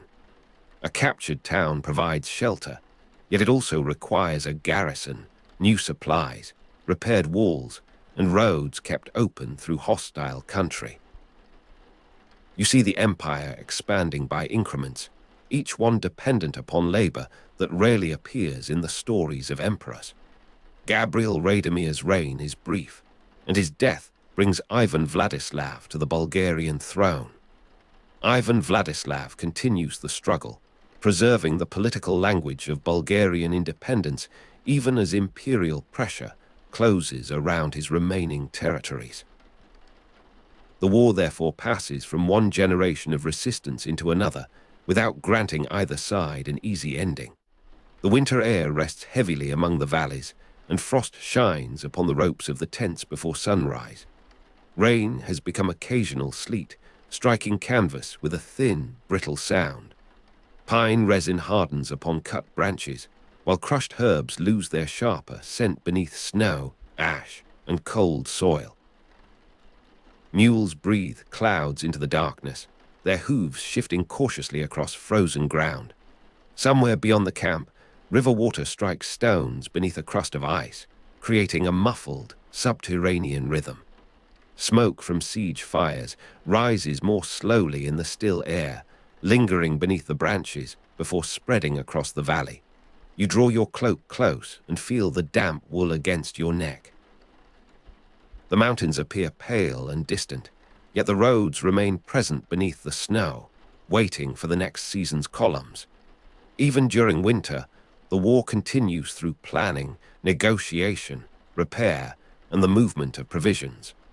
Ivan Vladislav's rule keeps Bulgaria independent for a little longer, because his commanders continue to defend fortresses and negotiate with local elites. You see imperial officers offering terms to towns whose inhabitants have endured repeated sieges, uncertain which authority will remain after the next campaign. Some strongholds surrender after pressure, while others resist until provisions become impossible to replace. Basil's methods depend upon both force and accommodation, since a negotiated submission can preserve a road more effectively than a ruined fortress. The struggle has become a contest over allegiance as much as a sequence of battles. Bulgarian nobles must decide whether resistance can still protect their estates, families, and churches. Byzantine commanders must determine which promises can be trusted and which garrisons require immediate reinforcement. You move through this uncertain country as the imperial system begins absorbing local structures without immediately erasing their customs. Spring water runs freely from the thawing slopes, entering the roads as narrow streams beneath the wagons. The air smells of wet bark, pine resin, and herbs newly pressed beneath the feet of men and animals. Rain on canvas tents returns as a soft tapping, and the fabric darkens wherever water gathers.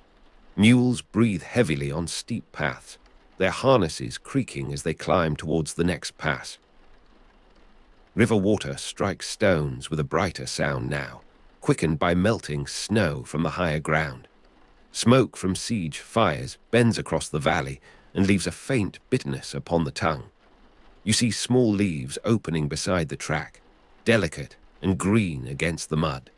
The mountains remain cold upon their upper slopes, while the lower roads begin carrying imperial soldiers towards the final strongholds. The landscape changes slowly, and the army changes with it, becoming more accustomed to distance than to rest. In 1018, after further campaigning and negotiated submissions, the Bulgarian state is finally subdued and absorbed into the imperial system. You enter towns where imperial officials replace local rulers, collect taxes, record estates, and arrange new garrisons. The process is not a single moment of triumph, but a gradual settlement following years of pressure, defeat, bargaining, and exhaustion. Ivan Vladislav is dead, and the remaining Bulgarian leaders no longer possess the strength to restore a unified resistance. Basil allows many local arrangements to continue, including established churches and elements of regional administration, because stability serves the empire better than needless destruction. You see the banners of Constantinople above fortresses that once answered to Samuel and his successors. The First Bulgarian Empire, long a major rival of Byzantium, has been brought within imperial authority, yet the memory of its rulers and soldiers remains embedded in the valleys, passes, and towns through which you have traveled. Evening light rests upon the wet stones beside the road, turning each surface silver before the shadows return. The last rain has left the canvas tense-heavy, and drops fall from their edges into dark circles of soil. Smoke from the cooking fires drifts low, carrying pine resin, ash, and the scent of herbs gathered along the path. Mules breathe quietly beneath their loads, no longer climbing, while river water strikes stones below the camp with patient regularity. You feel the grain of a wooden fence beneath your palm, softened by years of weather and use. Cold air moves down from the mountains and touches your face, though the valley retains a little warmth from the fires. The struma lies beyond the trees, hidden by darkness and mist. Nothing in the evening announces that an empire has ended, because roads, water, and stone continue their ancient work. The Bulgarian wars last for roughly 2 decades of repeated campaigns, beginning with renewed pressure after 1000 and ending with the submissions of 1018. You have followed Basil through muddy spring roads, guarded passes, river valleys, sieges, and the difficult country around Balasitsa. You have seen Byzantine professional soldiers, provincial troops, cavalry, infantry, foreign units, engineers, and camp followers carrying the burden of imperial persistence. You have watched Samuel build power from the collapse of earlier Bulgarian leadership, and you have witnessed his army contest Byzantine territory again and again. Spercheos in 997 brought a major Byzantine victory, while Kleidion on 29 July 1014 changed the balance of the struggle.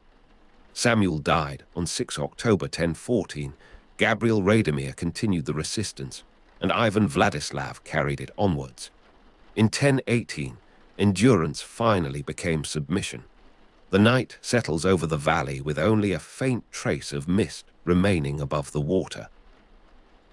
Rain no longer touches the tents, though the canvas still releases small drops whenever the wind moves through it.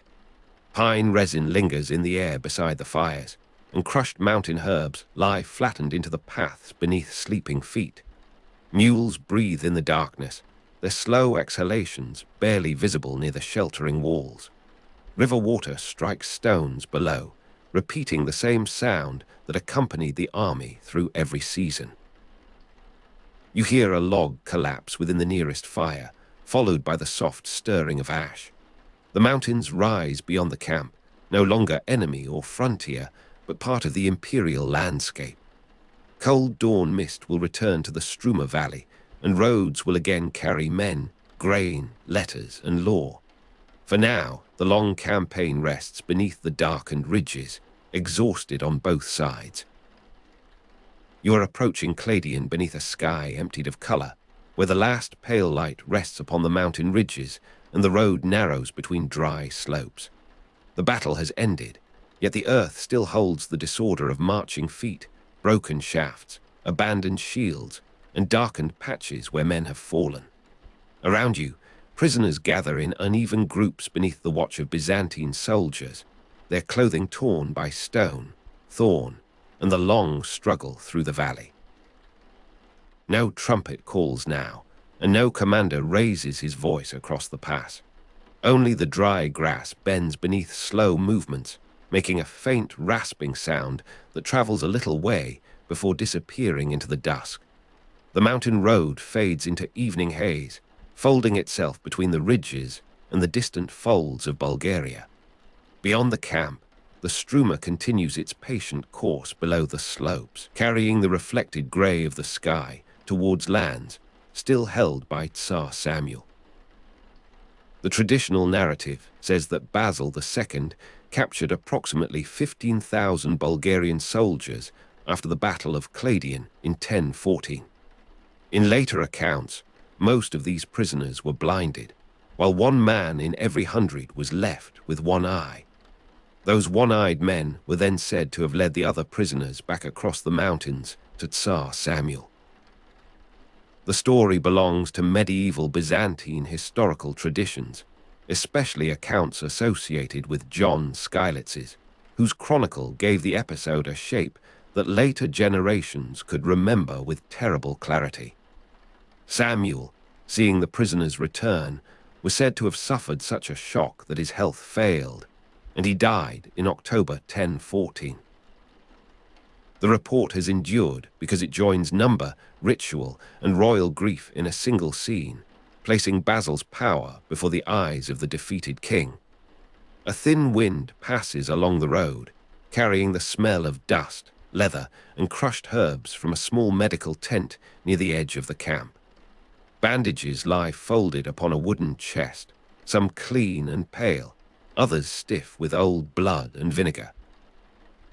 The vinegar sharpens the air, while medicinal herbs release a softer scent, green and bitter, like a garden bruised beneath a hand.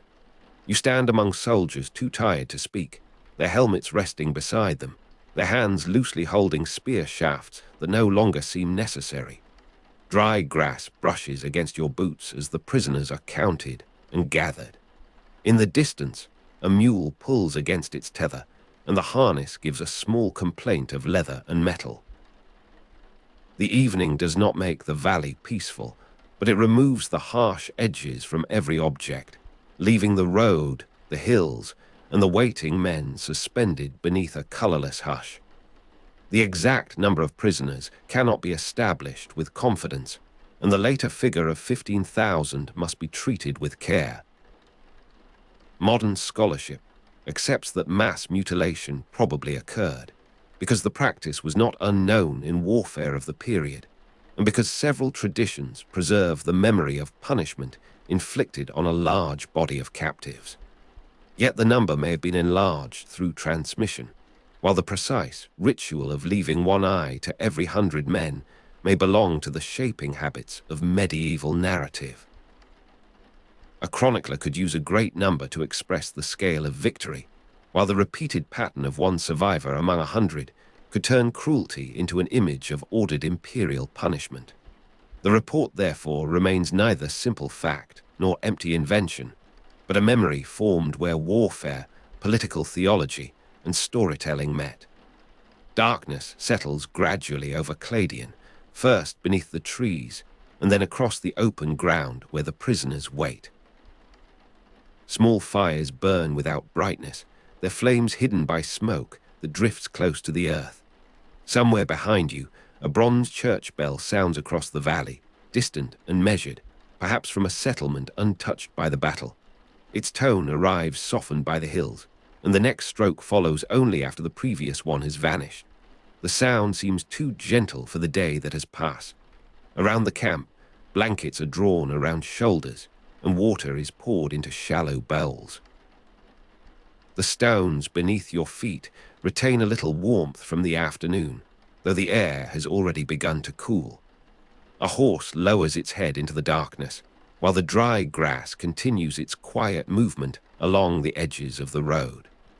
In the remembered account, the prisoners are not returned at once, but assembled for a journey that becomes almost ceremonial in its misery.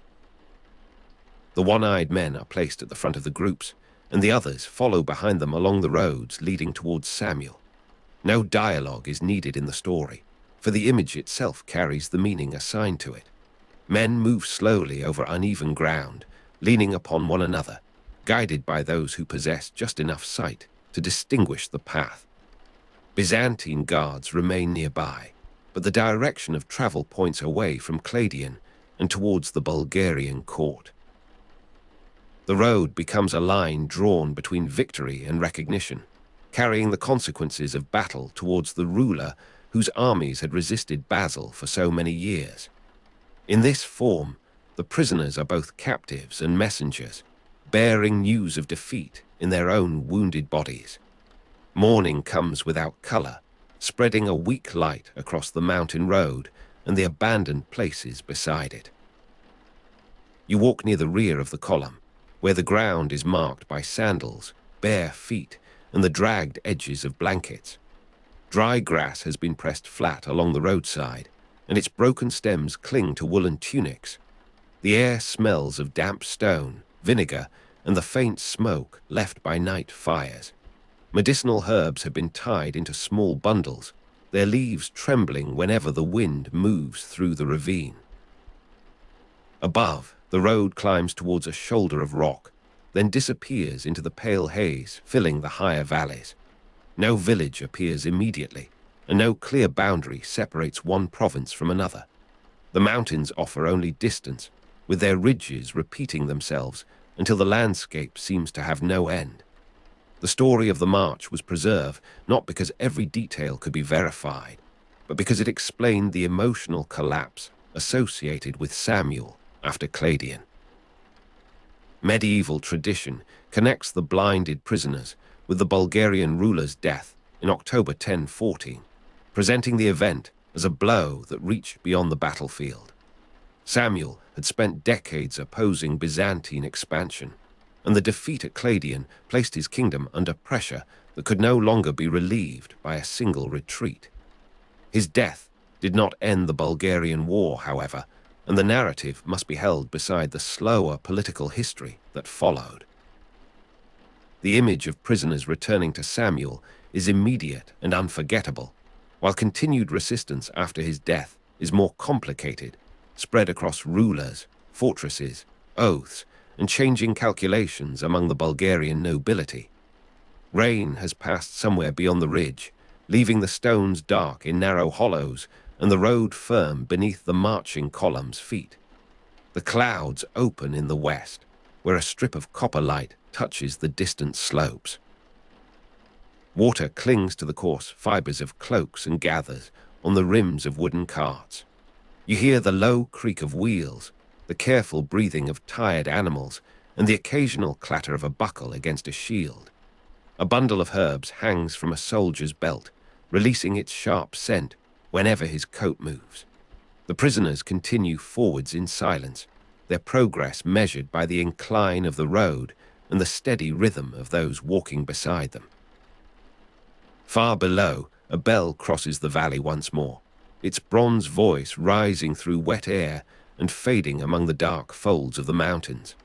Samuel died in October 1014, but the authority he had held did not pass into an empty space.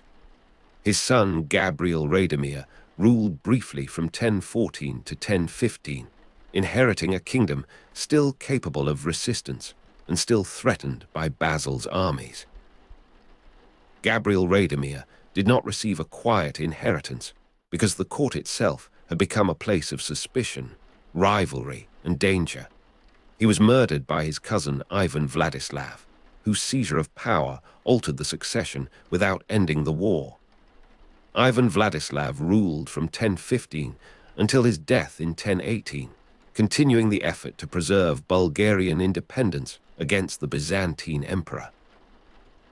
The names change quickly in the chronicles: Samuel, Gabriel Vladimir, Ivan Vladislav. Yet the fortresses, passes, and valleys remain, holding the memory of campaigns that had already lasted longer than many lives.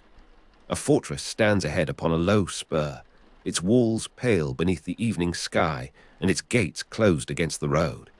You approach along a track edged by dry grass, where the wind has carried loose straw into small ridges beside the stones. No smoke rises from the towers, and no sentry calls from the battlements. The quiet of a fortress after its garrison has left seems deeper than ordinary silence, because every empty doorway suggests a habit that has been interrupted. Iron fittings remain upon the gate, cold and dull beneath your hand. Within the walls, a clay jar has been overturned beside a step, and a length of rope lies coiled beneath a roof beam. The place smells of dust, old ash, and rain trapped in stone. Beyond the parapet, the mountain road fades into blue haze, while the valley below gathers the first shadows of night. Ivan Vladislav's rule lasted until 1018, when he died during the siege of Dyrhachium. His death removed a central figure from the remaining Bulgarian resistance at a moment when the political structure was already strained by succession disputes, military exhaustion, and the loss of strongholds. Organized resistance then collapsed more rapidly, though surrender did not mean that every local power vanished at once. Some Bulgarian nobles submitted to Basil and retained status within the imperial order, carrying titles, property, and influence into a new arrangement of authority. Basil's victory therefore moved through different forms, from assaults against fortified places to negotiated recognition among men who understood that survival might require accommodation. The war ended through a mixture of battlefield pressure and political settlement, rather than in one final instant when every Bulgarian community ceased to resist. The road towards Dyrhachim lies beneath a pale coastal wind, and the inland scent of pine has begun to mingle with salt carried from the sea. You stand beside a camp table where documents are weighted with smooth stones, their edges protected by strips of leather.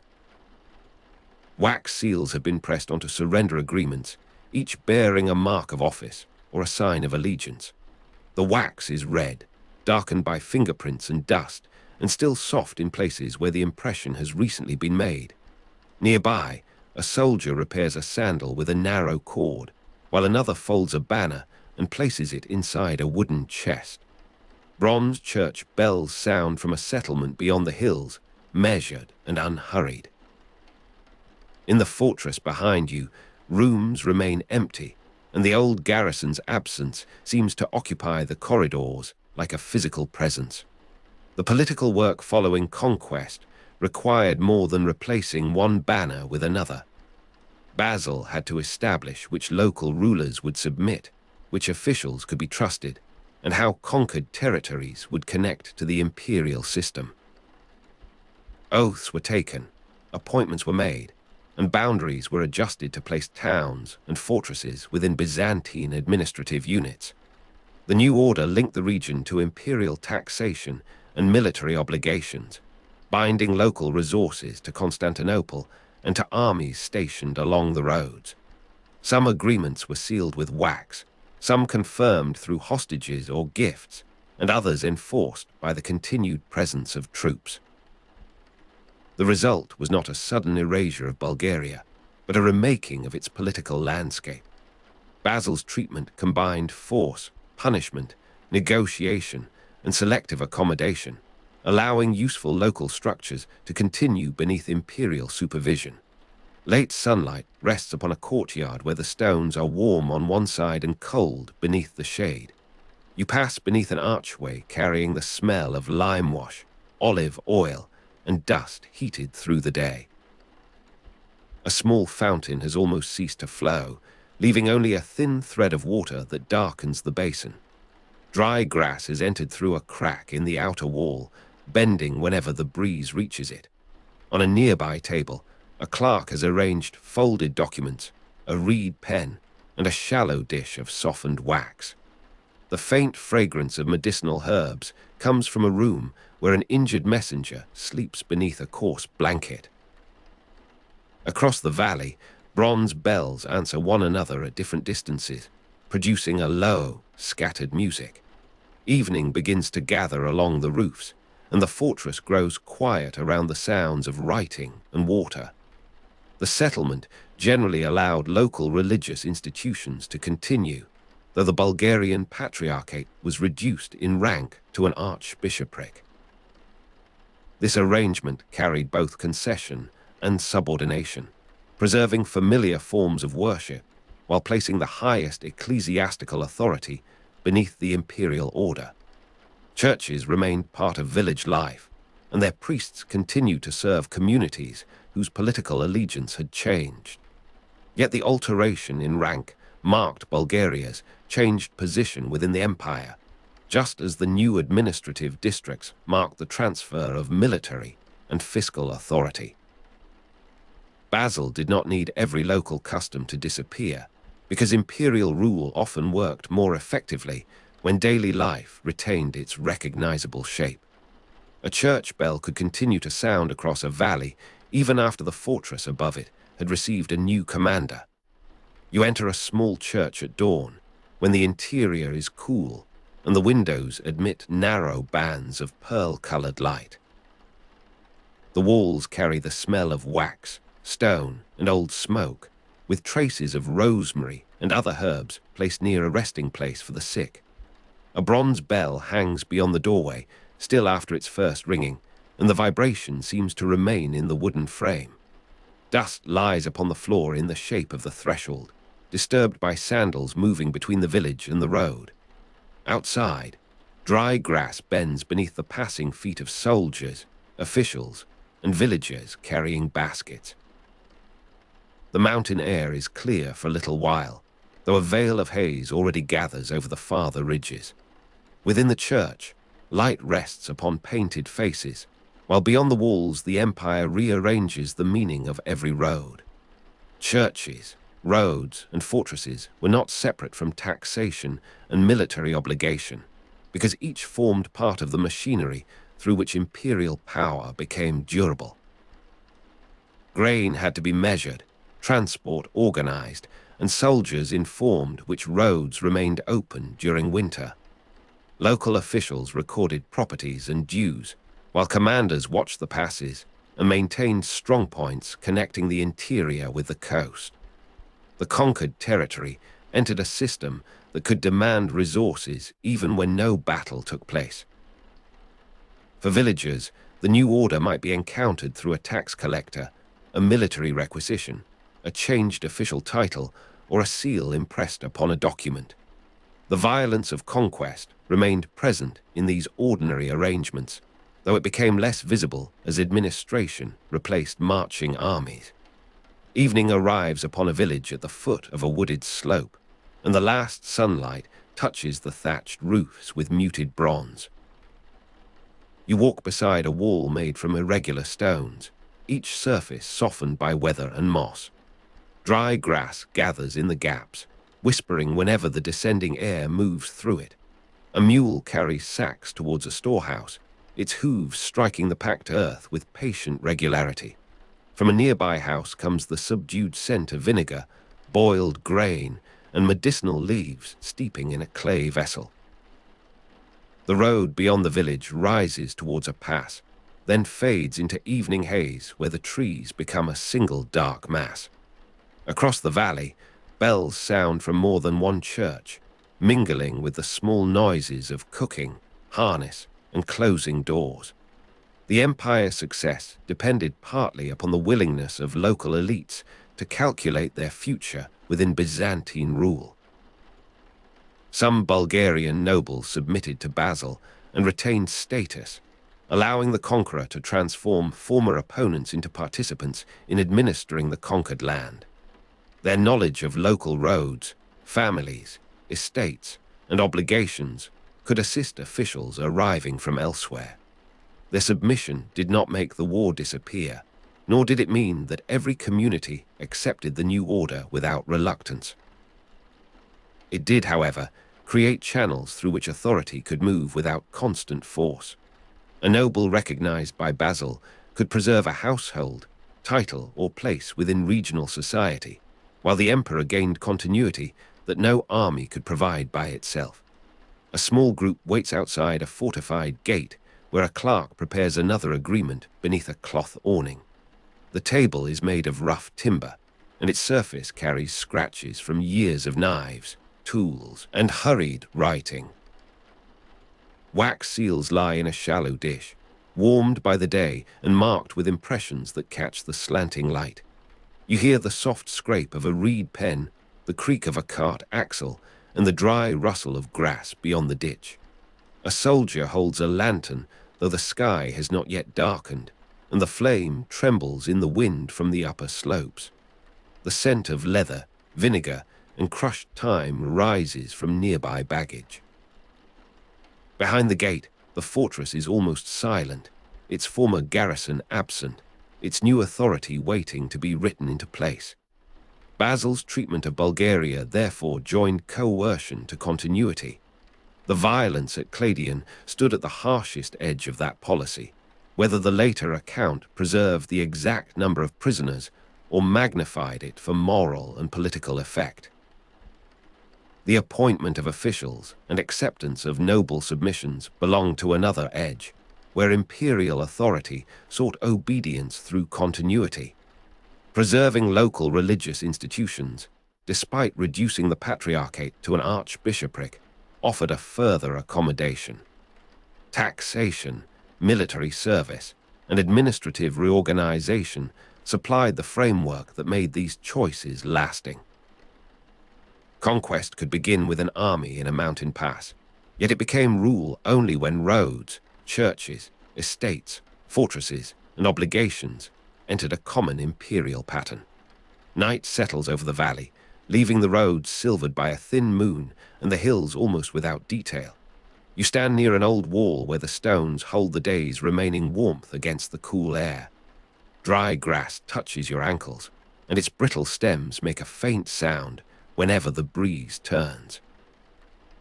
From a medical shelter comes the mixed scent of vinegar, wool, and medicinal herbs, subdued beneath the greater smell of earth. A covered lamp shines through a doorway, illuminating a basin, folded bandages, and a cup left beside a sleeping figure. The mountain road fades into evening haze even after stars appear above it, because distance remains hidden beneath the dark folds. A bronze bell sounds once from far away, and the valley receives the note without answering. The later epithet Bulgar-Slayer, commonly translated as Bulgar-Slayer, gathers this long reign into one unforgettable image. It is often connected with the blinding at Kleidion, although the chronology and original use of the epithet remain matters of historiographical discussion. The title may have acquired its full force only after the campaigns had been remembered and interpreted by later generations. It does not describe the whole of Basil's rule, which included administration, diplomacy, religious arrangements, fiscal organization, and the long work of incorporating conquered territory. Yet names frequently preserve what institutions allow to fade. A reign lasting through decades of warfare can be condensed into a single act of cruelty, while the slower work of appointment, taxation, and settlement becomes difficult to picture. Bulgar-Slayer is therefore both a title and a distortion, revealing memory's power to choose one scene from an entire political history. A winter wind moves along the abandoned fortress walls, carrying the clean scent of frost and the faint smoke of fires burning far below. You pass through a courtyard where no garrison remains, and the silence is broken only by a loose shutter tapping against stone. The ground is pale with dust and ice, while dry grass stands upright in cracks between paving slabs. On a ledge, a fragment of wax has hardened beside a broken seal, its surface holding the blurred trace of an official mark. The old barracks smell of timber, cold ash, and herbs stored for a journey that never began. Beyond the battlements, the mountain road disappears beneath white haze, turning towards valleys where new taxes will be counted and new oaths received. The fortress is empty, but the order established through it continues across the land. The remembered prisoners remain at the center of the story because their movement makes victory visible. You can imagine the column leaving Kleidion, the one-eyed guides at its front, and the remaining captives proceeding behind them through a landscape that does not change its ancient shape. The road passes beneath ridges, beside streams, and through settlements where bells continue to mark the hours. The men move slowly, and the story refuses to offer them the relief of a swift ending. Whether 15,000 were captured, whether one man in every 100 was spared one eye, and whether the return unfolded precisely as later tradition records cannot be established with confidence. What can be said more securely is that mass mutilation probably occurred, and that its memory became attached to Basil's victory with extraordinary force. Morning returns to the valley in a pale veil, softening the edges of the fortress and turning the distant slopes blue. You stand beside the road where hooves have left dark marks in the frozen ground, and the air carries the smell of damp wool, smoke, and crushed grass. A few late leaves scrape across the stones, moving in small circles before settling against the wall. Somewhere below, bronze bells begin their measured ringing, one voice followed by another from settlements hidden among the folds of the land. The sound reaches you through the cold air, neither joyful nor mournful, simply continuing through seasons of war. Bandages hang from a line near the medical shelter, stiffened by frost, while bundles of herbs rest beneath a roof beam. The mountain road fades into haze, and the day begins without announcement. Samuel's death in October 1014 did not close the history of Bulgarian resistance, because Gabriel Vladimir continued the struggle briefly from 1014 to 1015. His murder by his cousin Ivan Vladislav placed another ruler upon the throne, and Ivan Vladislav maintained resistance from 1015 until 1018. The sequence shows how a kingdom could remain politically active after a defeat that later memory treated as decisive.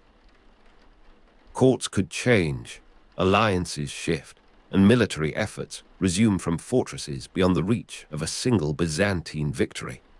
Only after Ivan Vladislav died during the siege of Dyrhatium in 1018 did organized resistance collapse more rapidly. The war was therefore not ended by the blinding story, though that story has often made the later years seem like an afterthought. You follow a coastal road where the air is milder, and the smell of salt lies beneath familiar scents of leather and smoke.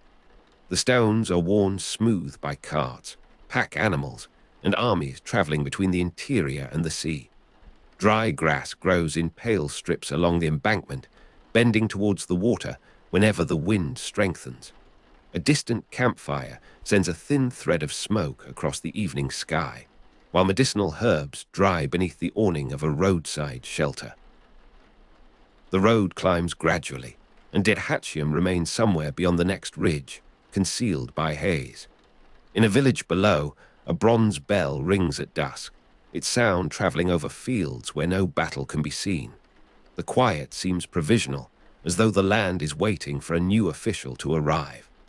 After 1018, the collapse of organized resistance allowed Basil's administration to move more quickly through the former Bulgarian territories.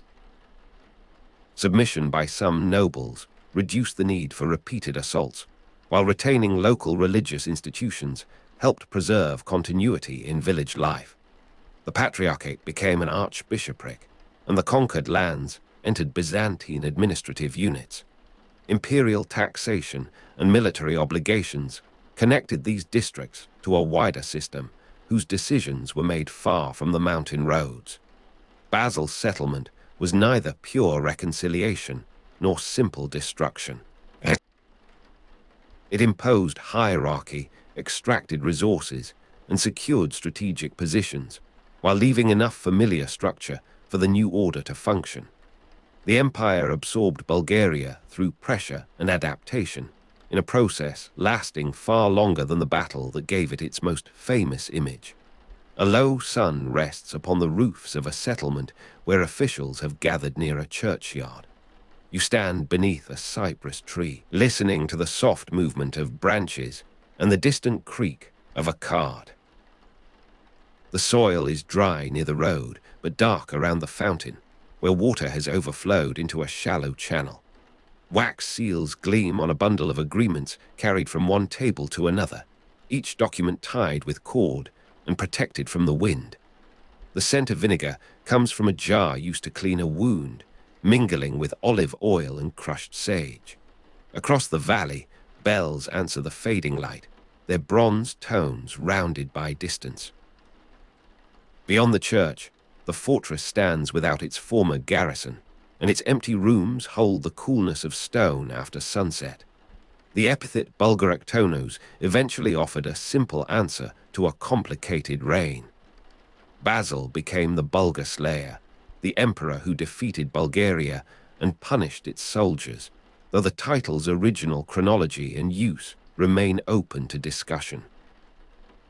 The label carried Kleidion's emotional weight, even while the war continued under Samuel's successors, and the political settlement unfolded through years of administration. It made the emperor's power legible in one word, and made the defeated kingdom appear to be the object of a single act rather than the subject of a prolonged history. Such names can preserve memory while narrowing it. They allow a vast reign to survive in the imagination, but may hide the officials, churches, taxes, oaths, and negotiations that transformed conquest into government. The final light fades from the mountain road, leaving only a narrow brightness above the western ridge. You stand where the path divides, one branch descending towards the valley and another climbing towards the fortress. Dry grass trembles between the stones, and the evening air carries the cool scent of earth after a day of sun. Within a nearby shelter, bandages rest beside bowls of water and small bundles of medicinal herbs. A lamp burns steadily against the deepening dark, its glow reflected in a wax seal pressed upon a folded agreement. From far across the valley, a bronze bell sounds once, then leaves the silence undisturbed. The fortress above you remains empty, its garrison gone, while roads below continue to bear grain, letters, soldiers, and law. Kleidion was not only a battlefield, and the blinding was not the whole meaning of Basil's victory. The episode belongs to a powerful medieval report, especially traditions associated with John Skylitz's, and its broad outline may preserve a real act of mass mutilation. The figure of 15,000 prisoners and the precise arrangement of one surviving eye among every 100 men may nevertheless have been shaped by later storytelling. The prisoner's journey towards Samuel, his death in October 1014, Gabriel Radomir's brief rule, and Ivan Vladislav's later reign all belong to a history in which memory and evidence do not align perfectly. Beyond them lie the quieter facts of conquest, submission, ecclesiastical adjustment, taxation, military obligation, and imperial administration. The victory endured because Basil won the war, but its memory endured through the image of men, moving slowly along a mountain road.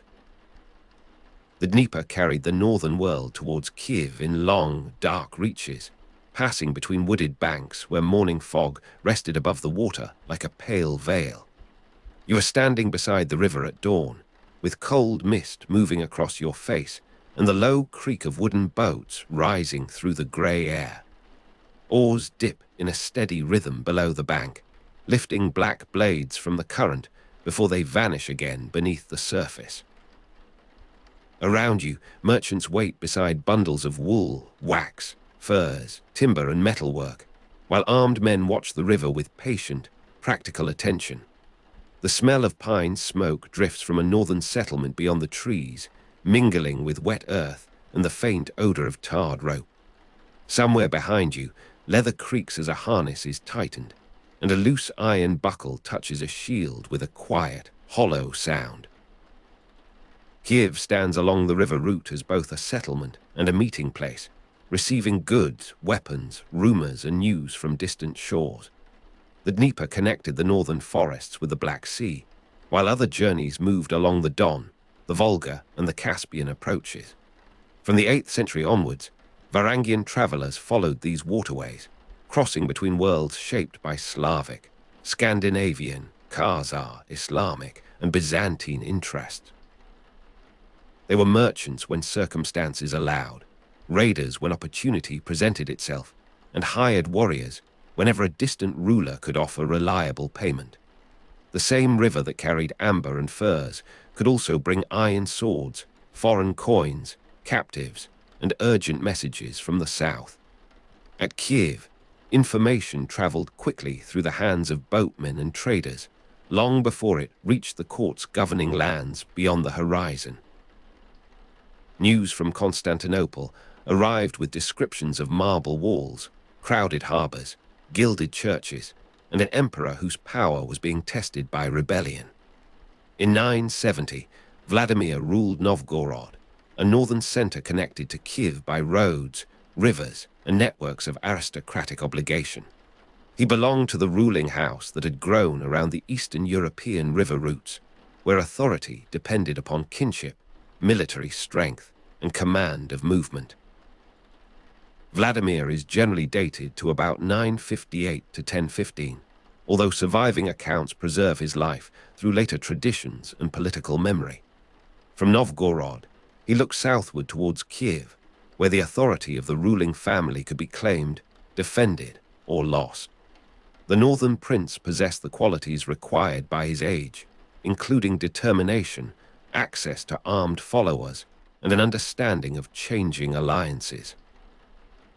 In 978, Vladimir became Grand Prince of Kiev, bringing the Dnieper routes and their surrounding territories under more concentrated authority. His position placed him at the center of a world where religion, trade, warfare, and dynastic marriage could never remain entirely separate. Kiev was not isolated from Constantinople, because its merchants and warriors had already traveled towards the imperial capital for generations. The relationship between Rus and Byzantium therefore rested upon older exchanges, even before Vladimir and Anna gave those connections a new form. Cold river fog gathers around your boots as the morning grows brighter, softening the opposite bank until the trees appear like shadows behind gauze. The water moves without hurry, carrying small fragments of reed and bark towards the distant Black Sea. A boat lies against the shore, its timber darkened by dampness and its sides marked by pale scratches from repeated journeys. Near the landing place, woolen cloaks hang heavily from shoulders, holding the scent of smoke, rain, and animals that traveled with the caravan. Leather thongs are stiff with cold, and the surface of a shield feels rough beneath your fingertips where hide has been stretched across wood. Iron spearheads remain dull in the weak light, yet their weight is unmistakable when one is lifted from a pile beside the boat. The oars rest across the gunwales, leaving narrow drops of river water upon the planks as the current rocks the vessel. A distant dog barks once from the settlement, and the sound seems to travel farther through the motionless air.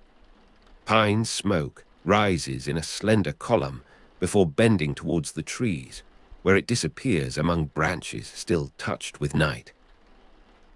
The riverbank carries many traces of passage, including hoofprints, broken twigs, ash, and deep impressions left by loaded carts. Nothing here appears grand, although the route beneath your feet joins northern forests to the richest city of the eastern Mediterranean. In the south, Basil II faced an emergency requiring soldiers beyond the usual loyalties of the imperial court. The emperor's authority was threatened by Bardas Phocas, a powerful military commander whose rebellion drew upon generals and provincial aristocrats in Asia Minor. Those factions possessed experience, land, wealth, and armed followers, making them dangerous opponents within the empire's established order. Basil required men whose fortunes did not depend upon rebellious generals or rival households in the eastern provinces.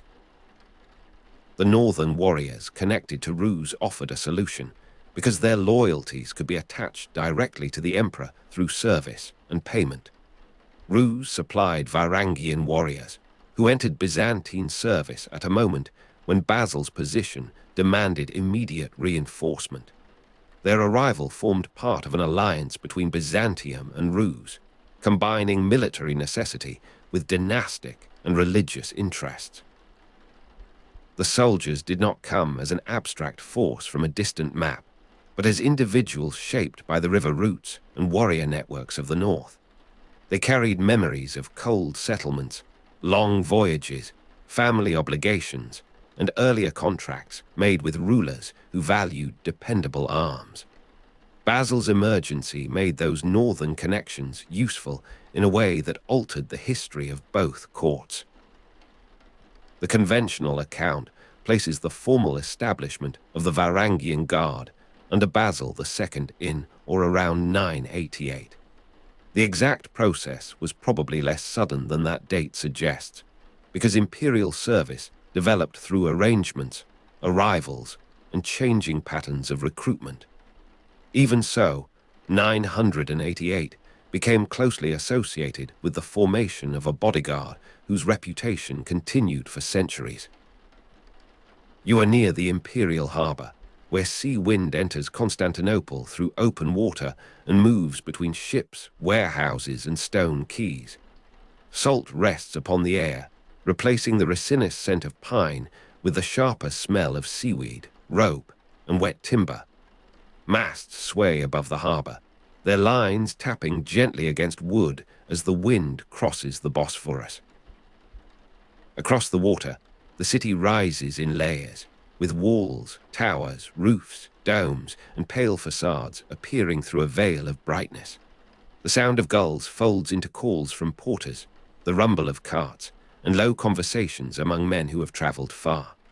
A northern warrior stands beneath an awning, his wool cloak still holding the dampness of the river voyage.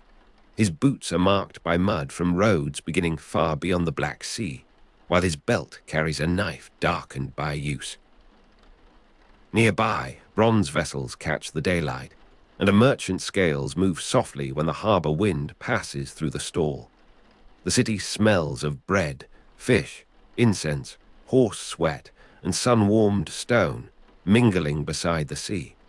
From the quays, the imperial capital seems to gather the roots of many countries into one restless yet ordered space. Basil's political difficulty was not merely a military disturbance, because Barda's focus's rebellion exposed the danger of relying upon men who already possessed independent power. The emperor needed a guard whose position depended upon his person rather than upon provincial families competing for influence.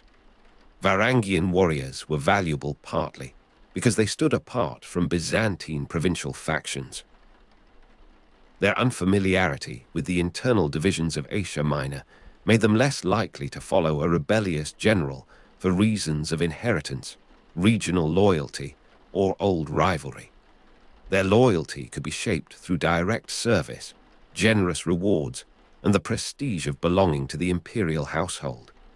When rebellion threatened the throne, such men could be used against internal enemies with a clarity established factions could not always provide. The alliance with Rus thus helped Basil obtain military support during Barda's focus's rebellion. The warriors who came south belonged to a wider Scandinavian and Rus network extending across rivers, markets, frontier towns, and princely courts. Some traveled as part of trading expeditions, while others had learned to treat military employment as a regular occupation. Their presence in Constantinople revealed how the empire could draw strength from people beyond its formal borders. A distant northern route had become connected to the private security of a Roman emperor. The connection acquired a more enduring shape through Anna Porphyrogenita, sister of Basil II, and a member of the Macedonian imperial family. Anna was one of the few Byzantine princesses to marry a foreign ruler, and her marriage carried significance far beyond the household ceremony. The imperial court in Constantinople guarded such marriages carefully, because a princess of the Macedonian family embodied legitimacy, rank, and sacred authority. For Anna to travel northward towards Vladimir represented a deliberate political decision, not an ordinary arrangement between neighboring noble houses. Her journey became a dynastic bridge between Constantinople and the northern courts of Rus. Vladimir, Grand Prince of Kiev since 978, offered military assistance and a powerful political connection in return for an alliance with the imperial family. The agreement joined the ruling house of Kievan Rus to the Byzantine court through marriage, service, and shared religious purpose. Anna's name, Vladimir's name, and Constantinople became linked within a relationship reshaping the political landscape of Eastern Europe. Warm light lies across the harbour stones, though the air remains cool where the sea wind passes beneath the awnings. White sails lean gently beyond the breakwater, and their shadows tremble across the dark surface between the vessels. Beeswax candles burn inside a nearby chapel, giving off a mild, honeyed scent mingling with the salt carried inland from the water. Their flames remain steady for a moment, then narrow and bend when a draught enters through the doorway. A strip of blue cloth moves against a column, its edge brushing the stone with a soft, regular whisper. The marble beneath your hand is smooth in places and veined in others, holding a faint chill despite the brightness. Footsteps approach along the corridor, changing from the hollow sound of stone to the muted pressure of woven carpets. A bronze door turns slowly upon its hinges, producing a deep note that fades beneath the distant harbor noise. Somewhere beyond the walls, waves touch the quay in small repeated movements, never quite disturbing the calm of the morning. The imperial city carries its grandeur quietly, through polished surfaces, measured gestures, and the layered sound of languages spoken beside the water. In the palace, Anna's departure would have been understood through ceremony, protocol, and calculation, while beyond the court it became a journey into another climate and political world. The northern court of Vladimir did not resemble Constantinople in architecture, administration, or ritual, yet it occupied a position of growing importance along the routes of Eastern Europe. A marriage between Anna and Vladimir could therefore join two societies without making them identical. The Byzantine court supplied prestige, clergy, liturgy, artistic forms, and political ideas, while the Prince of Kiev supplied access to territory and warriors. Their alliance involved military, dynastic, and religious interests at the same time. The immediate military concern remained Basil's struggle against Barda's Phocas, whose rebellion had brought the emperor into danger. Ru's support helped Basil preserve his throne, and the imperial response established a relationship with consequences continuing after the emergency had passed. The Varangian warriors were not simply temporary mercenaries, because their service opened a long-running route for northern soldiers and travelers to enter imperial employment. In time, the Imperial Guard became known for loyalty to the emperor and for suppressing internal revolts. Its reputation grew from the practical fact that foreign warriors could sometimes be trusted precisely because they were not rooted in competing provincial networks. Along the northern bank of the Dnieper, a settlement lies beneath a pale afternoon sky, with roofs darkened by smoke and rain. You pass between timber buildings where woven cloth hangs from beams and bundles of leather rest beside doors weighted with stones. Pine smoke settles close to the ground, caught beneath the branches before the wind carries it towards the water. The air tastes faintly of ash, while warmth from a nearby hearth touches one side of your face and leaves the other in the cold. A group of warriors sits beside a low fire, their wool garments layered against the weather and their leather equipment arranged within easy reach. Iron rings, spearheads, and axe blades lie upon a folded hide, each object carrying the quiet gravity of necessary work. One man oils the wooden shaft of a weapon, moving slowly enough that the cloth makes almost no sound against the grain. Another repairs a strap with a bone needle, drawing it through thick leather and pulling the thread tight with both hands. The settlement has no marble corridor, yet its smoke, tools, and boats form the beginning of a road towards imperial service. When the alliance took shape, Vladimir's position was strengthened not only by military success, but also by the possibility of adopting a new religious order. Christianity had already reached parts of the Rus world through merchants, captives, missionaries, and contacts with neighboring Christian lands. The court of Kiev therefore encountered Byzantine Christianity within an existing landscape of varied rites, beliefs, and political choices. In 988, Vladimir adopted Byzantine Christianity as the state religion of Kievan Rus, marking a decisive public alignment with Constantinople. The date became a landmark, although Christianization continued for generations and moved unevenly through towns, villages, households, and remote districts. The baptism of Rus did not instantly erase pre-Christian practices or beliefs, which remained present in customs, seasonal observances, stories, and local sacred places. A state declaration could change the official language of power more quickly than it changed the habits of ordinary people. Byzantine clergy traveled northward, bringing books, liturgy, church buildings, sacred images, and forms of instruction connected to imperial traditions. The culture of Christian Rus began to develop through these influences, while local communities adapted them according to their own memories and circumstances. Conversion strengthened Constantinople's religious and diplomatic influence in Eastern Europe, but its effects were negotiated over time. White baptismal robes hang near a wooden church, their cloth bright against darker walls and the wet ground outside. Beeswax candles burn along the edge of the interior, and their small flames paint trembling gold upon icons, bowls, and polished metal. The scent of wax is gentle and warm, softened by damp wool and the faint odor of river water carried in upon people's shoes. A priest's vestment brushes the floor with a slow rustle as he crosses the room. You stand near the doorway, where air from outside remains cool against your hands while the chapel holds the warmth of bodies and flame. Water rests in a basin, reflecting the candles as narrow, trembling lines that break whenever someone moves nearby. The timber walls absorb much of the sound, leaving voices softened and indistinct beneath the measured cadence of prayer. Outside, a bird calls from the reeds, entering through a gap in the door before fading among the houses.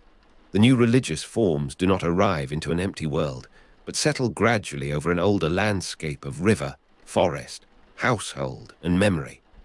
Vladimir's baptism and the baptism of Rus were therefore public acts with a long private aftermath. Churches could be established, priests appointed, and Christian symbols adopted at court, yet older beliefs remained woven into daily life. Conversion involved persuasion, pressure, education, marriage alliances, and the practical advantages of belonging to a wider Christian diplomatic order. Byzantine liturgy gave the ruling house a language of sacred authority, connecting Kiev with Constantinople and with the Christian Roman tradition. Art from the empire influenced church decoration, the use of icons, manuscript forms, and the visual presentation of rulers. Political ideas also traveled with the clergy, including concepts of Christian kingship, sacred order, law, and the relationship between ruler and church. The influence did not make Rus a simple provincial extension of Byzantium, because local rulers, communities, and craftsmen shaped the traditions they received. Kievan Rus developed its own Christian culture, though that culture bore unmistakable marks of Byzantine origin. Anna's presence made the alliance especially significant, since she linked the legitimacy of the Macedonian imperial family with Vladimir's northern dynasty. Her marriage to Vladimir was one of the rare occasions when a Byzantine princess married a foreign ruler of such importance. The relationship carried the weight of ceremony, kinship, military obligation, and religious transformation. Anna Porphyrogenita was born within the imperial household, while Vladimir was formed by the northern river world. Their union brought Constantinople and Kiev into a relationship that neither city could entirely control. At night, the Dnieper reflects the settlement's scattered fires, stretching each flame into a broken line upon the moving water. A boat is tied close to the bank, and its rope tightens and loosens with every small change in the current. The scent of wet timber rises from the landing place, carrying the memory of rain absorbed by the planks. Woolen cloaks hang beside the hearth, giving off warmth, and the heavier smell of smoke settled into their fibers. Leather gloves dry slowly upon a beam, while a helmet rests upside down so that the remaining drops can fall away. Iron fittings grow cold soon after the firelight leaves them, becoming hard and dark beneath the hand. A few embers collapse inward, releasing a brief shimmer that illuminates the faces gathered around the hearth. Beyond the walls, the river continues towards the Black Sea, bearing no sign of negotiations made upon its banks. The northern night remains broad and quiet, with the settlement's small sounds suspended beneath the dark branches. In the imperial palace, the first Varangians entered a world of marble, ceremony, and carefully guarded access. Their weapons were northern in form and weight, yet they moved through corridors built for Roman emperors and surrounded by officials trained in courtly discipline. The contrast between their appearance and their surroundings became part of the guards' identity. They carried axes, swords, shields, and memories of distant routes into the heart of Constantinople. The Varangian Guard was formally established under Basil II in or around 988, according to the conventional account, although its early organization remains difficult to reconstruct. Its earliest members were associated with Scandinavian and Rus warrior networks, which had already connected the northern seas to the Byzantine world. Their distance from Byzantine provincial factions gave them particular usefulness as imperial bodyguards.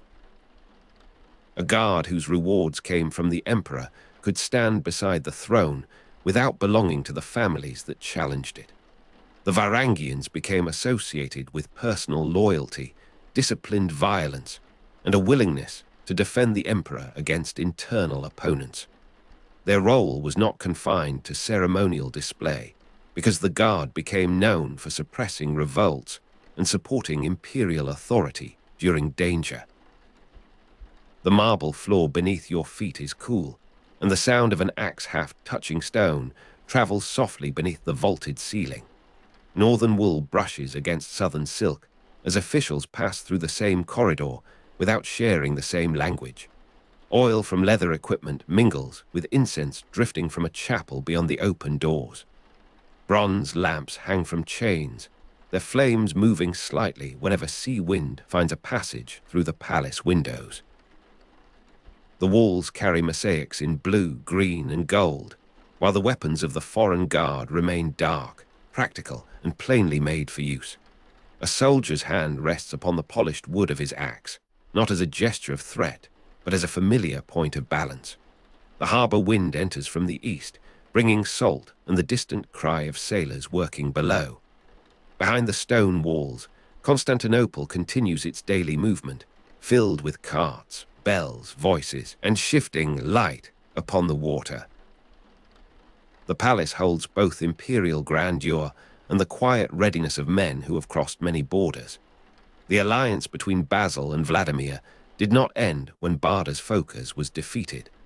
It created a durable connection through which Rus warriors could seek employment in the Byzantine army and imperial household. Recruitment was never completely fixed, because the guard changed as political conditions, trade routes, and opportunities in the north changed. Early members came through Scandinavian and Rus networks, but later Varangian guards included men from Scandinavia and, increasingly, England.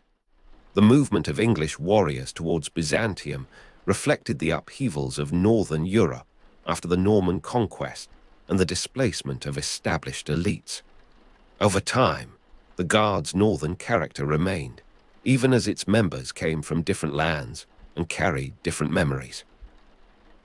Their common identity was formed less by a single birthplace than by service under the emperor and participation in a tradition of foreign military loyalty. The story began with the rivers of Rus, passed through Basil's emergency, and continued in the corridors of Constantinople. The Guard also showed that imperial power could incorporate outsiders without dissolving its own identity. A pale sunrise reaches the harbor, spreading across the water in bands of silver and faint rose.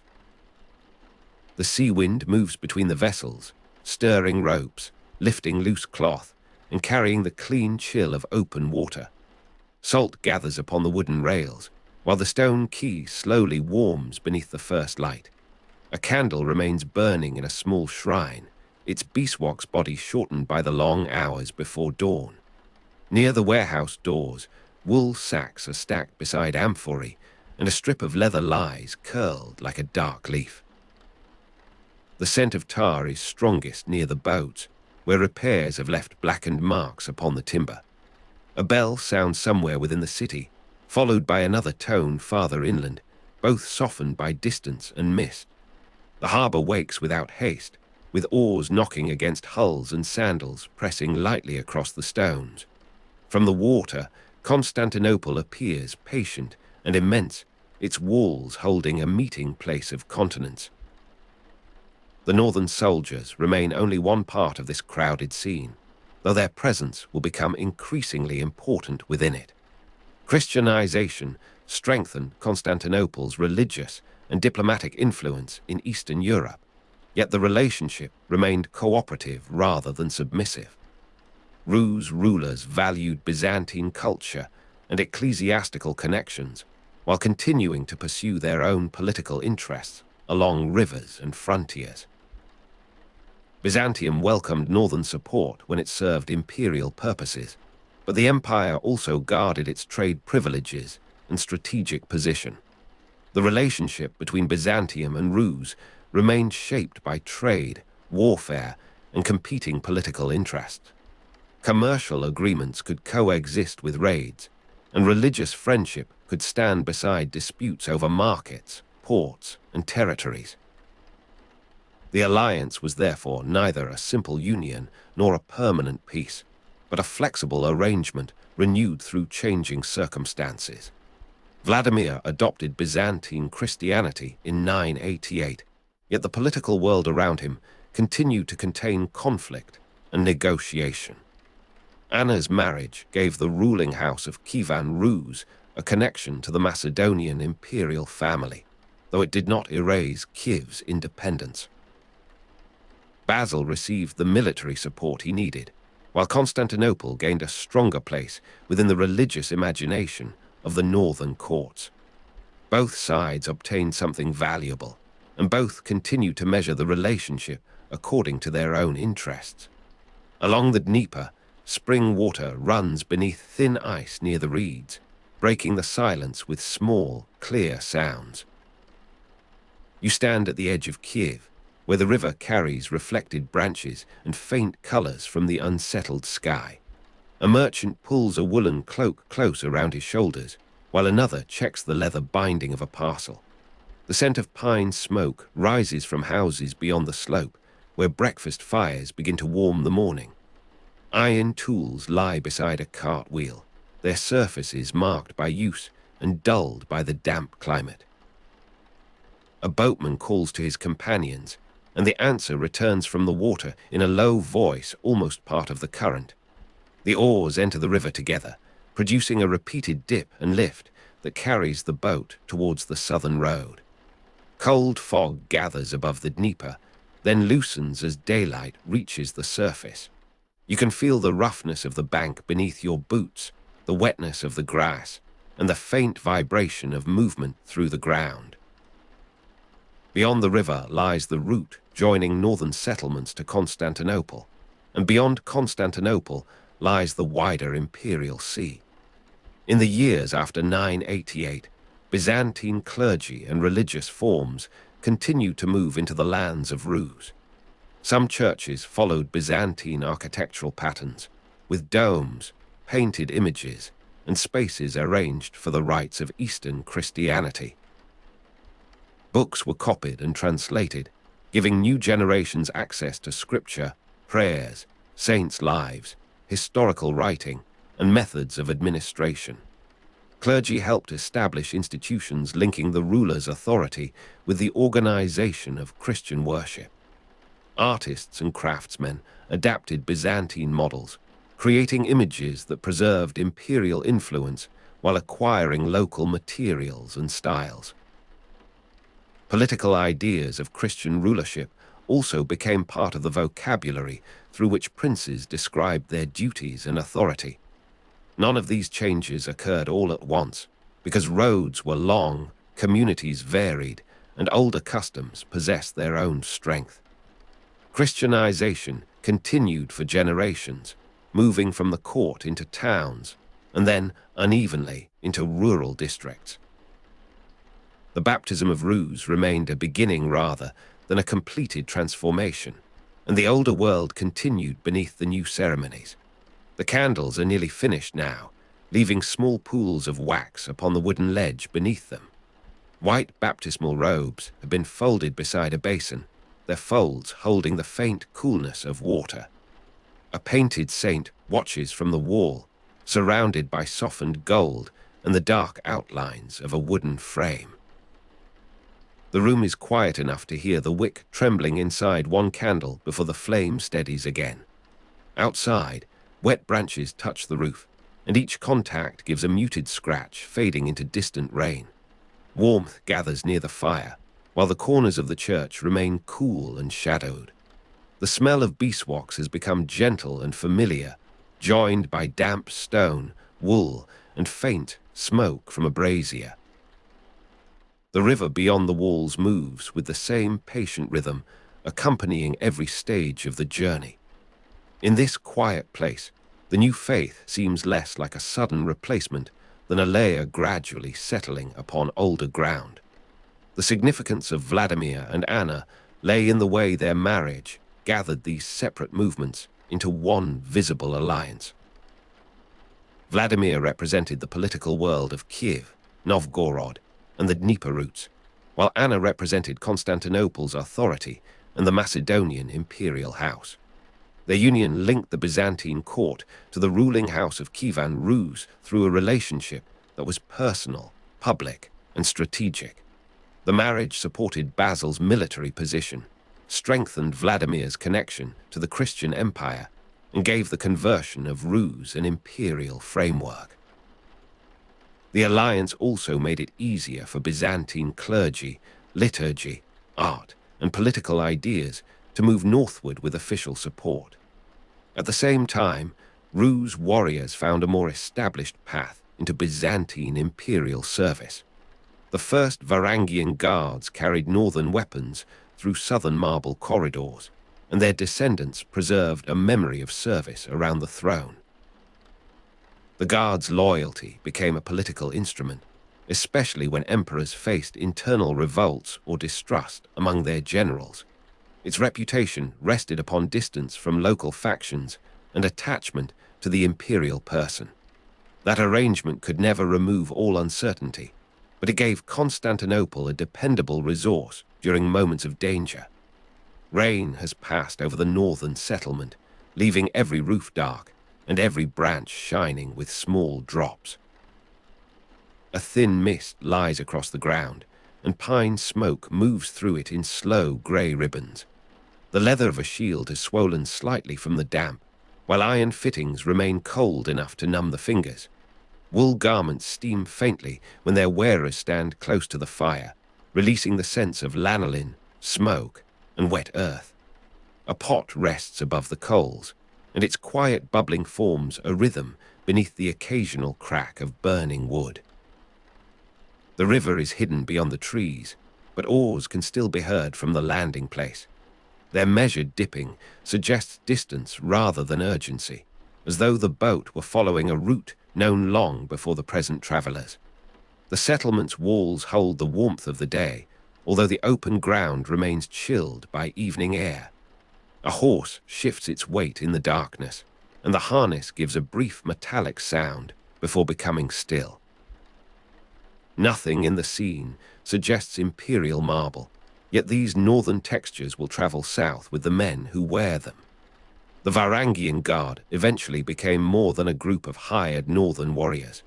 It became an institution remembered for steadfastness, heavy weapons, and a relationship with emperors that could appear almost personal.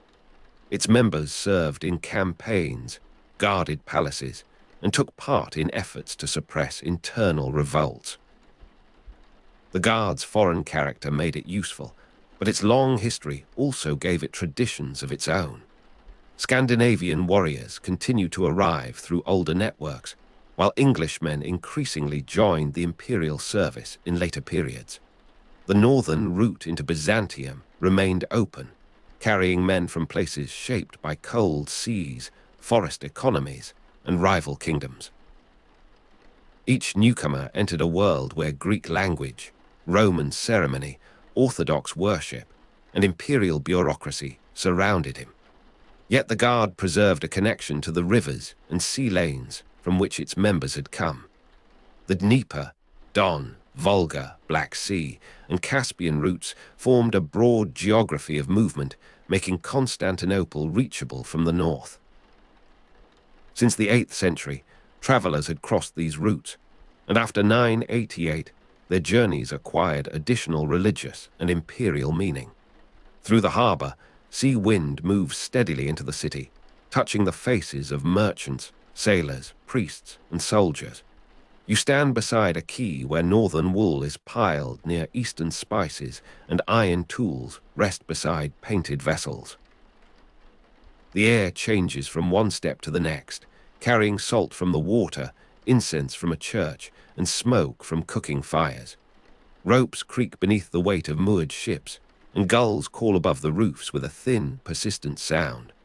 A Varangian's cloak lifts in the wind, revealing a belt, a knife, and the dark edge of a metal clasp. Nearby, a priest holds a small candle within both hands, protecting the flame from the draught. The flame bends towards the harbour, then returns upright when the air settles. Stone walls retain the day's warmth, while exposed railings remain cold beneath your palm. The city gathers these contrasts without resolving them, allowing northern leather, Byzantine silk, river mud, and sea salt to exist together.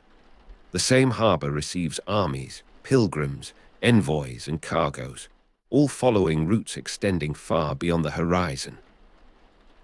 Basil II's immediate crisis therefore opened into a broader historical movement. An emperor needing soldiers against barders, Phocas, gained a northern connection that continued after the rebellion had been contained. A princess of the Macedonian imperial family traveled into Vladimir's world, making a rare foreign marriage into a lasting political symbol.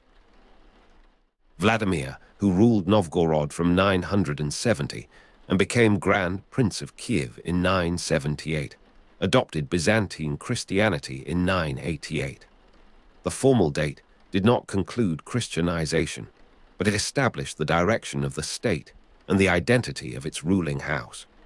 Constantinople's religious influence grew, and the Christian culture of Rus developed through Byzantine clergy, liturgy, art, and political ideas. The Varangian Guard became a visible expression of military cooperation, first associated with Scandinavian and Rus networks, and later expanded through English recruitment. The relationship remained practical as well as sacred, shaped by commerce, warfare, marriage, and the ambitions of rulers. Its endurance came from the fact that neither side needed the alliance to mean only one thing. For Basil, it meant soldiers and protection. For Vladimir, legitimacy, connection, and access to a powerful Christian civilization. For Eastern Europe, it became part of the long formation of a religious map centered upon Kiev and Constantinople. The Dnieper is quiet beneath the evening sky, reflecting a narrow path of fading light between the banks. Cold river fog rises once more, covering the lower reeds and softening the outlines of moored boats. A final fire burns in the settlement, and its pine smoke travels low across the ground before dissolving into darkness. The smell of damp wool remains near the doorway, while leather straps and iron tools rest where they were left after the day's work. Oars lie within the boat, their handles worn smooth by many hands, and their blades still shining with river water. From the distant shore comes the faint sound of someone closing a wooden gate.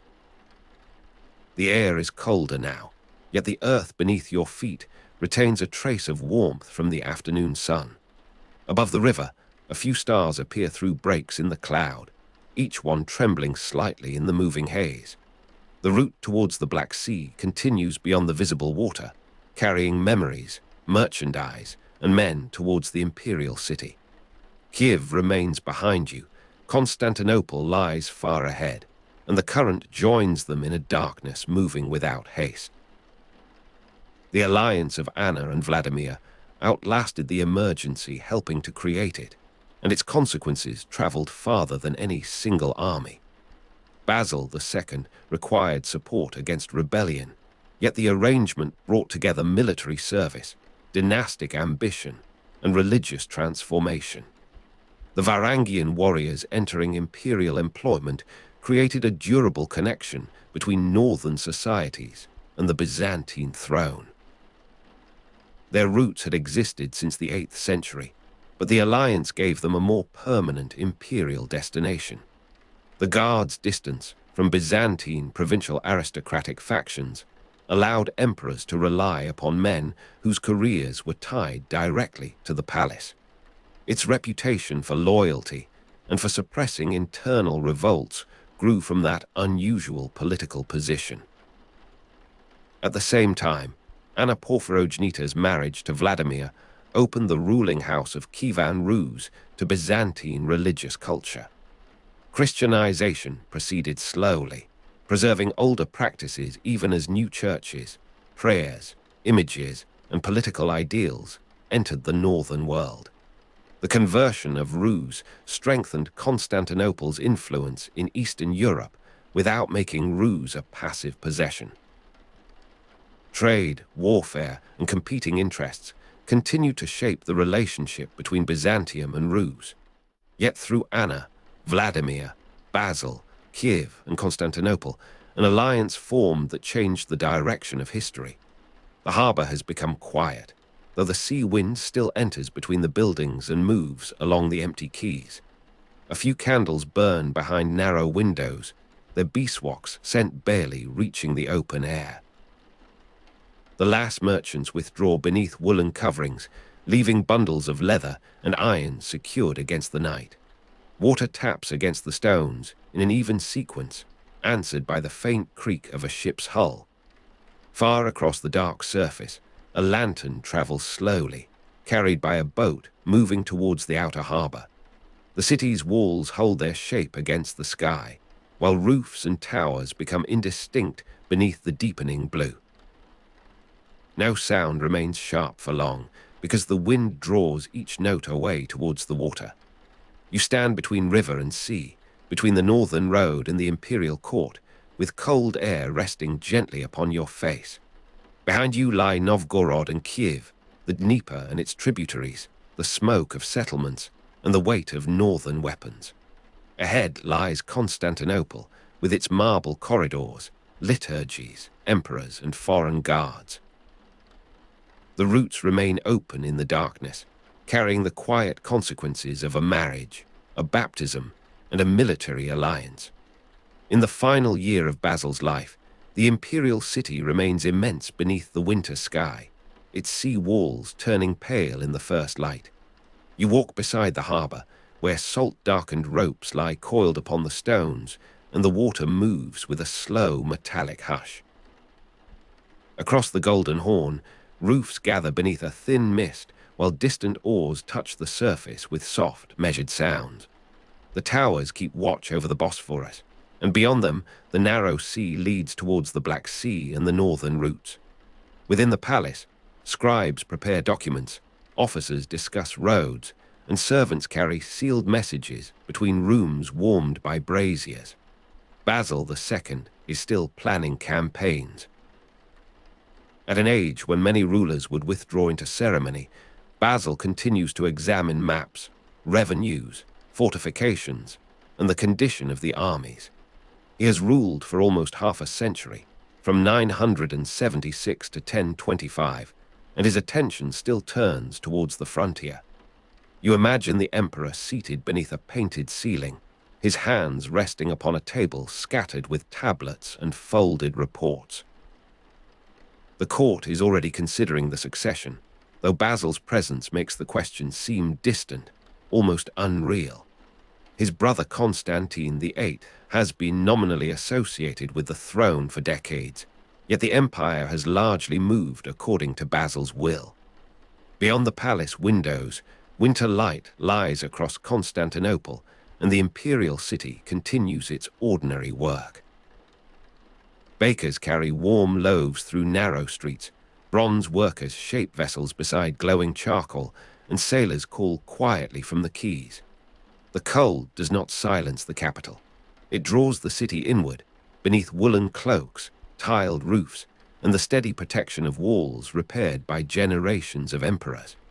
Basil's empire reaches far beyond the streets where his final preparations are being made. According to modern summaries of his reign, the state extends from southern Italy to the Caucasus and from the Danube to the Levant. You trace those borders slowly across the darkness, beginning in the west, where Byzantine authority survives among the ports and hills of southern Italy.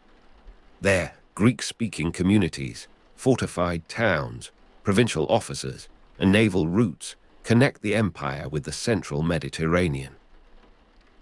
The distance from Constantinople is great, but imperial government remains present through taxes, correspondence, soldiers, and the authority of the emperor's seal. Farther north, the Danube marks a frontier shaped by rivers, forests, fortresses, and memories of older invasions. Bulgaria has been the most persistent challenge to Basil's rule. For decades, the emperor has directed campaigns against the Bulgarian state, returning repeatedly to the same mountains, valleys, and fortified crossings. In 1018, the conquest of Bulgaria restores Byzantine authority over much of the Balkans. The achievement changes the shape of the empire. Roads through Thrace and Macedonia become more secure, provincial commands are reorganized, and imperial officials return to lands where authority had long been contested. You stand upon a military road in Thrace, beneath a hard morning sky. Frost has settled over the ruts left by carts and cavalry, filling each hollow with a thin white brightness. The wheels of a supply wagon creak somewhere beyond the trees, and the leather harness gives a faint, tired squeak. A line of soldiers moves through the cold, their cloaks drawn close, their breath appearing briefly before their faces. Beside the road, bare branches hold small beads of ice, while the ground remains dark beneath the frozen grass. The men carry spears, bows, shields, and provisions measured by officials who will never see this particular stretch of road. Behind them travel mules bearing grain, salted meat, medical supplies, and bundles of arrows. A provincial garrison waits farther along the route, its walls rough with age and its gate blackened by smoke. The empire is held together by such unremarkable places. A bridge, a storehouse, a watchtower, and a road can matter as much as a victory recorded in a court chronicle.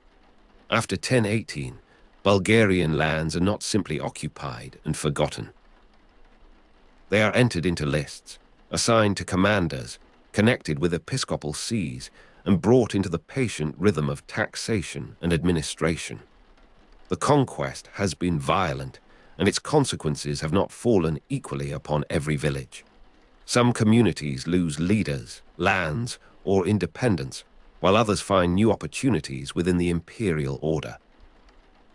In the Balkans, the empire is powerful again, but power remains a burden carried by peasants, soldiers, clerks, and families whose histories are rarely preserved. Basil's attention does not end at Bulgaria. Byzantine power remains active in Armenia, Georgia, Syria, and the eastern frontier zones, where mountains and plateaus make distance difficult to measure. You follow a road across the eastern country, where the air is thinner and the stone beneath your feet has been worn smooth by pack animals. Snow gathers in sheltered hollows, while the higher ridges hold a long band of silver beneath the sky. A watchtower stands above a valley, its timber platform dark against the pale slope. Below, distant surf moves beneath another tower, far from the inland road, carrying a low rhythm through the cold air. The empire's frontiers are not continuous walls. They are chains of forts, passes, roads, towns, monasteries, river crossings, and communities whose loyalty can change with the seasons. Armenian princes negotiate with imperial officers, Georgian rulers weigh alliances, and Syrian cities look towards Constantinople when protection is needed. The eastern frontier is a place of correspondence as much as combat. Messages travel by horse between commanders, governors, bishops, and court officials, carrying news of raids, harvests, marriages, and disputed boundaries. Basil's armies move through this world with confidence built over many years. Their strength comes not only from the emperor's personal authority, but from structures that collect revenue and turn it into organized force. You enter a provincial storehouse where the air is cool, dry, and thick with grain dust. Tall jars stand against the walls, their shoulders marked with painted signs identifying their contents and origin. Sacks of wheat rise in careful rows, and the floor carries the pale trace of spilled grain beneath the attendant's feet. A wooden shovel rests beside a measuring vessel, its handle polished by repeated use. The storekeeper checks quantities against a wax tablet, while two laborers tie fresh cords around a group of bags. Outside, a mule stamps upon the packed earth, disturbing a little cloud of dust that drifts through the doorway. The provisions will feed soldiers, travelers, officials, and sometimes entire communities during a difficult season. Nothing here appears grand. There is no marble column, golden icon, or ceremonial procession, yet the imperial army depends upon these measured stores.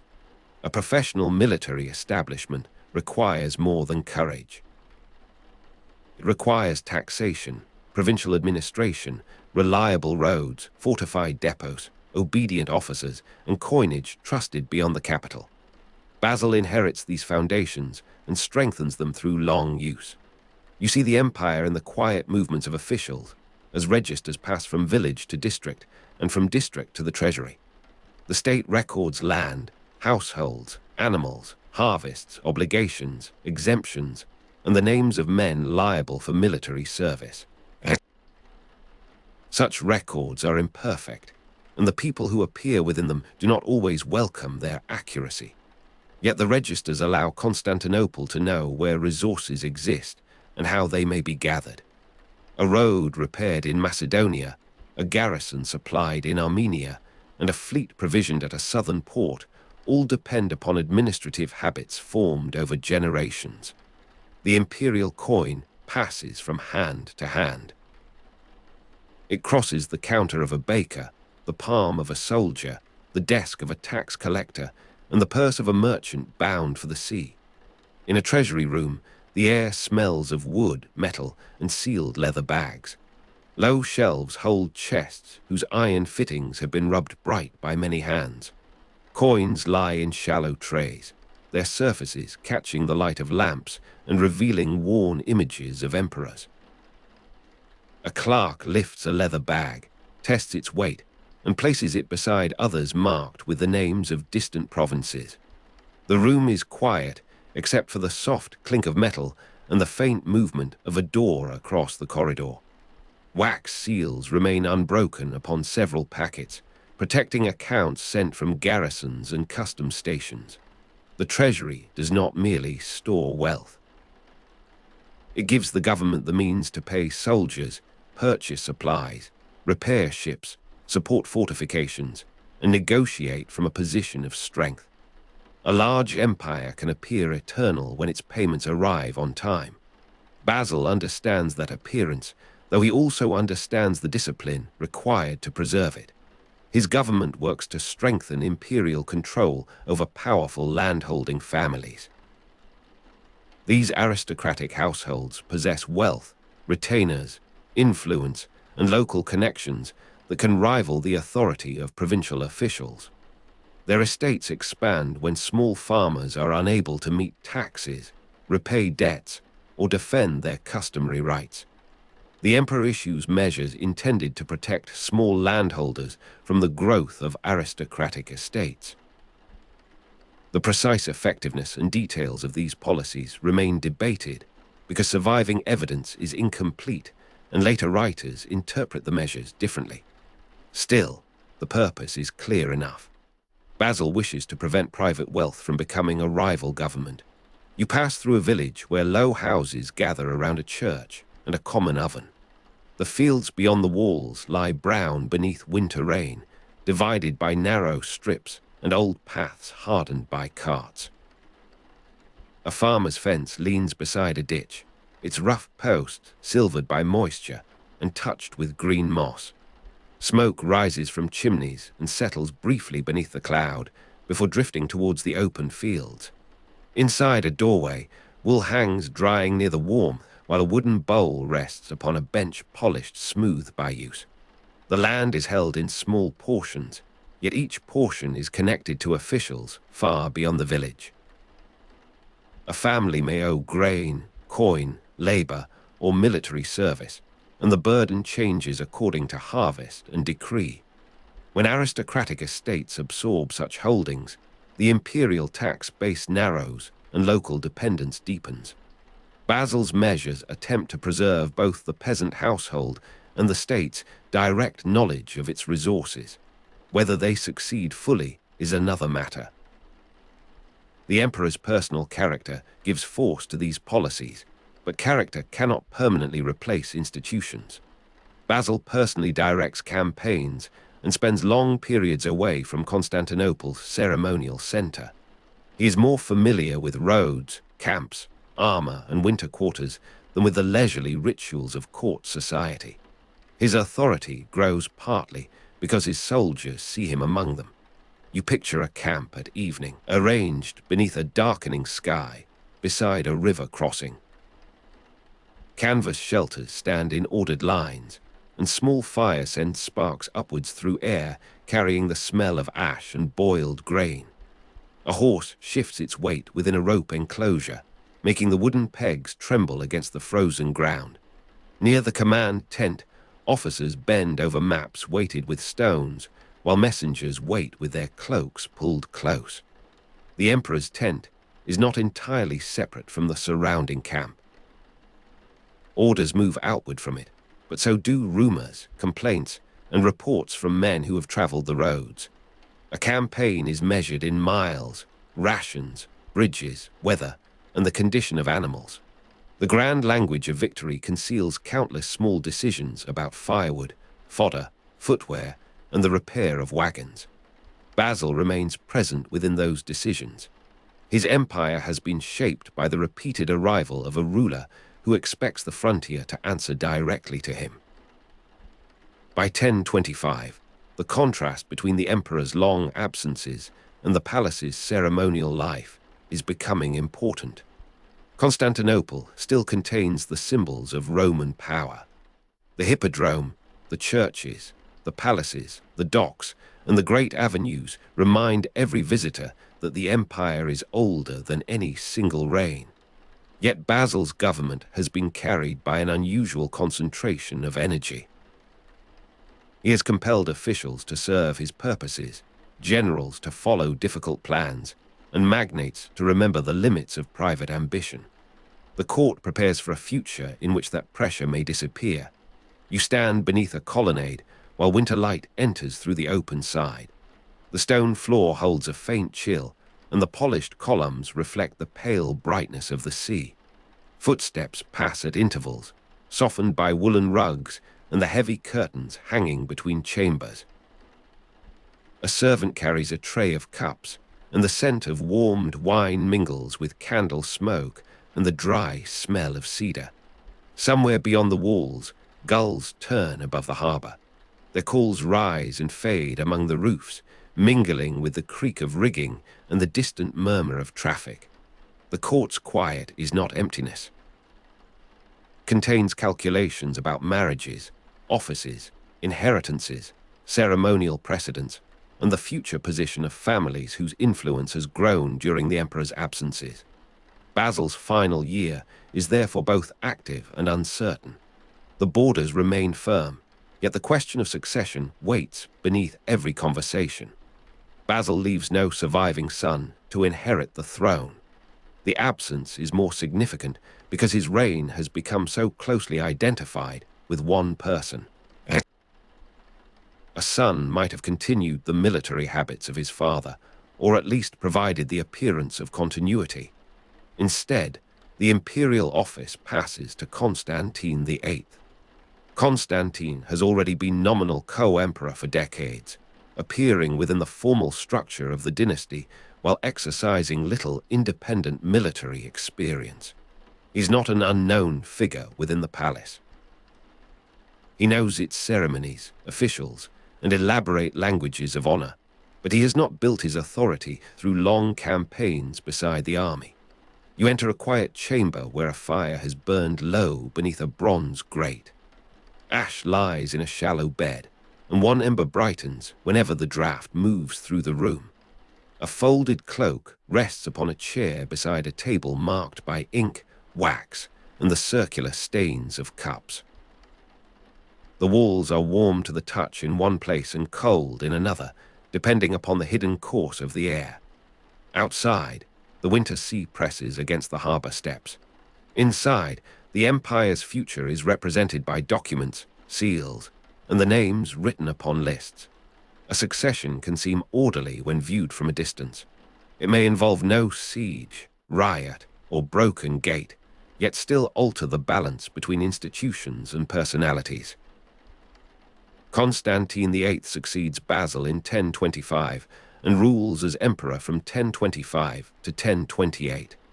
The title is secure, the dynasty remains visible, and the ceremonies continue without interruption.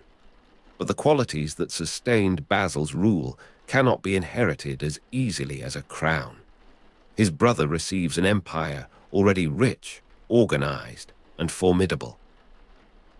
The treasury contains accumulated resources, the cities remain prosperous, and the roads still connect the provinces with the capital. The military establishment has not vanished.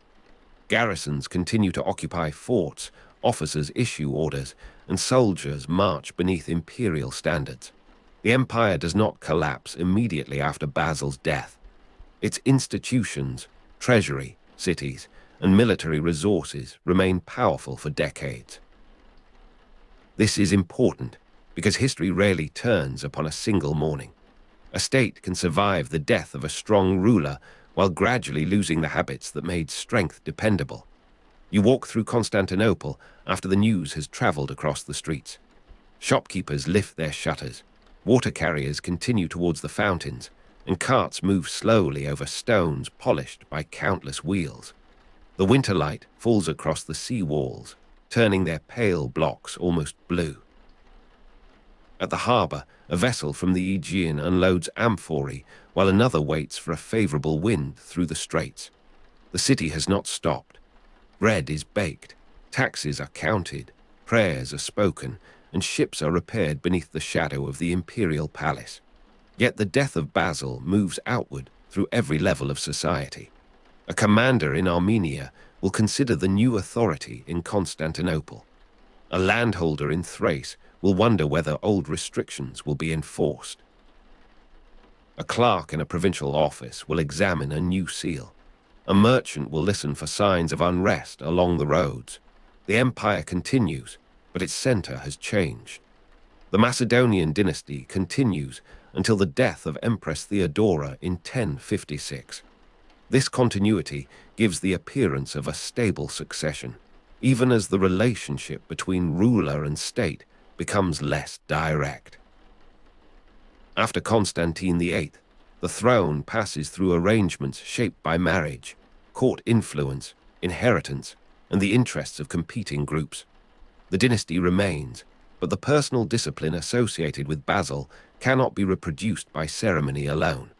Later rulers struggle to maintain the same balance between central authority, military readiness, and aristocratic interests.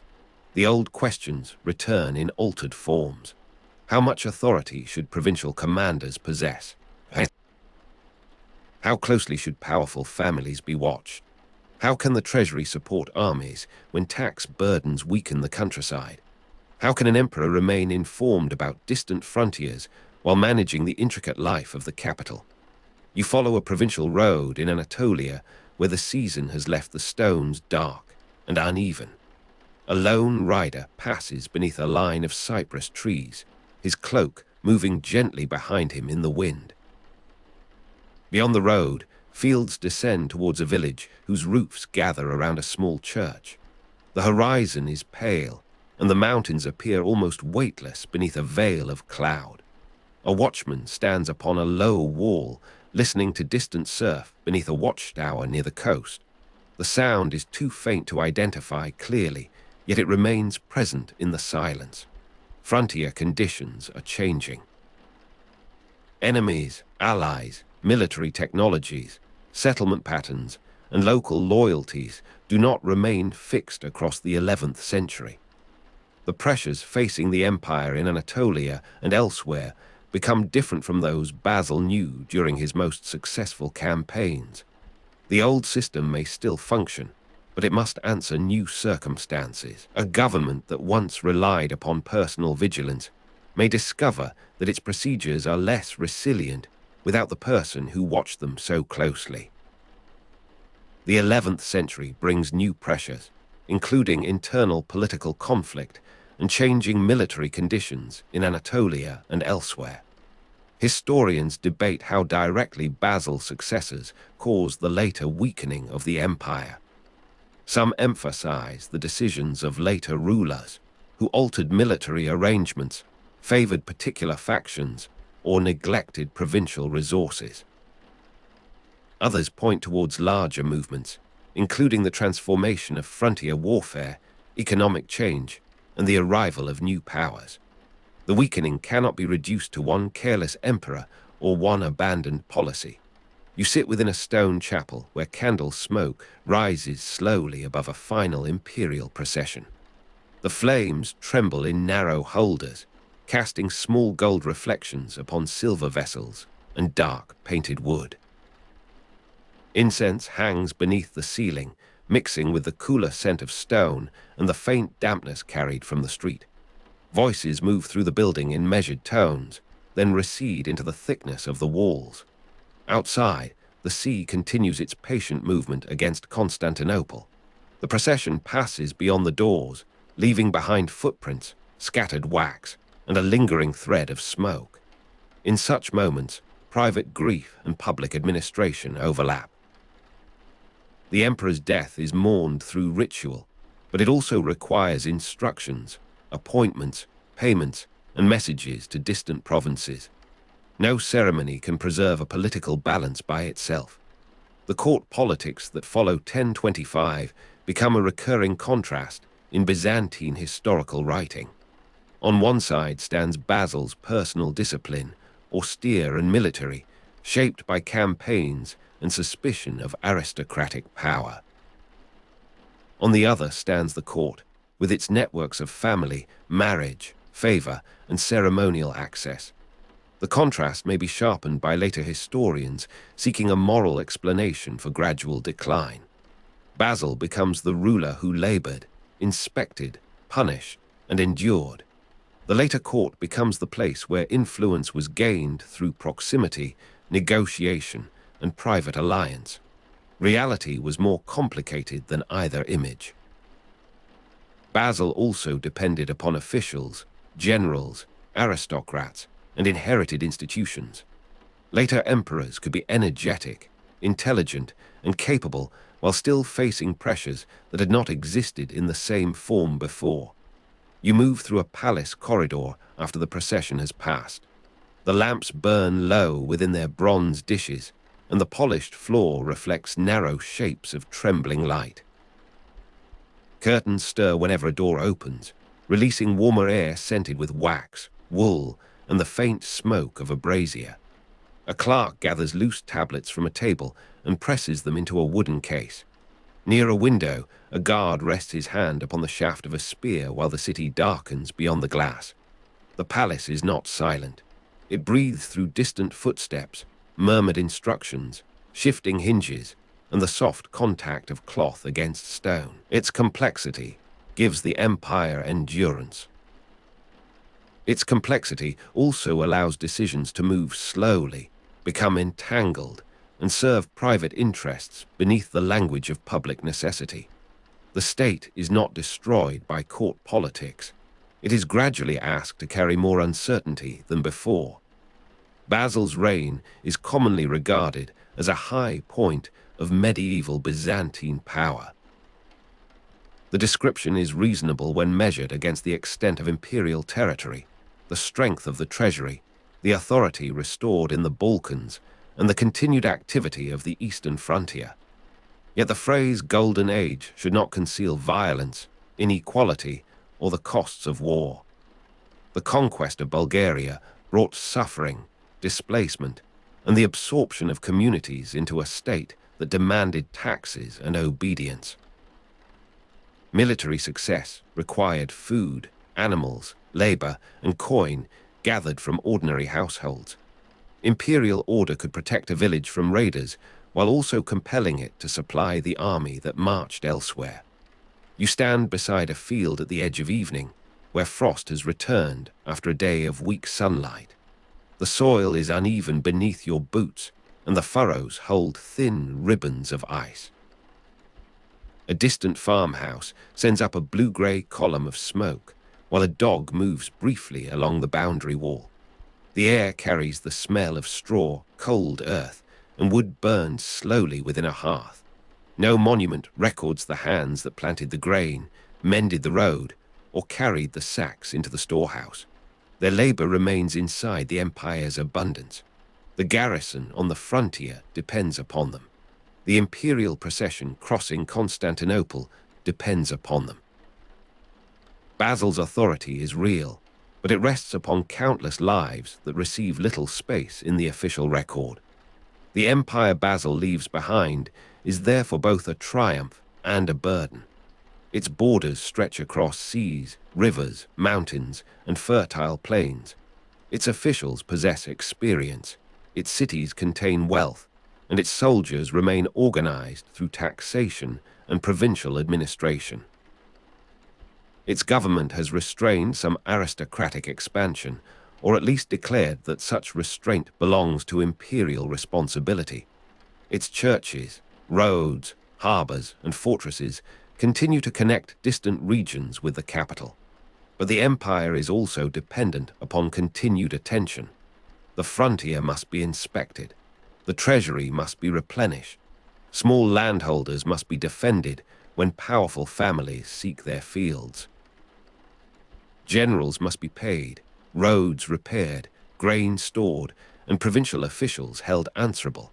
The machinery is strong, though it cannot run indefinitely without careful hands. You return towards the water as darkness settles over the city. The sea walls are almost black now, with only a narrow band of winter light remaining above the horizon. Lanterns appear along the harbor, each flame enclosed within a small circle of amber. A ship rocks against its moorings, and the ropes answer with a low, creaking sound. Far out upon the straits, another vessel carries a single light through the deepening dusk. The routes remain open towards Italy, the Danube, Armenia, Georgia, Syria, and the eastern frontier zones. The empire still reaches from southern Italy to the Caucasus and from the Danube to the Levant. Those distances are held together by roads, ships, tax registers, coinage, grain, garrisons, and the patient work of officials. They are also held by memory, because each province remembers the rulers who arrived, the armies that passed, and the laws that followed. At the center of this vast state, Basil's death is becoming a fact rather than an event. Basil II dies on 15 December 1025 in Constantinople. The date enters the records with the calm precision of official writing. 15 December 1025. The emperor who ruled from 976 to 1025 is gone. The man who spent long periods away from the ceremonial center has returned to it for the last time. You imagine the final winter light resting upon the palace roofs and the sea walls of Constantinople. The Bosphorus moves beneath a grey sky, carrying the cold breath of the north between Europe and Asia. In a chamber nearby, officials continue their work beside lamps and sealed documents. In provincial storehouses, grain dust settles upon beams, scales, and the sleeves of laborers. On roads in Thrace, frost covers the tracks of wagons and soldiers. The empire has not disappeared. It has passed into less capable hands, though the full consequences will not be visible for many years. Constantine VIII rules from 1025 to 1028, carrying the imperial title after decades as nominal co-emperor. He inherits an empire built around Basil's discipline, yet he has little independent military experience with which to command its distant forces. The Macedonian dynasty will continue until Empress Theodora dies in 1056.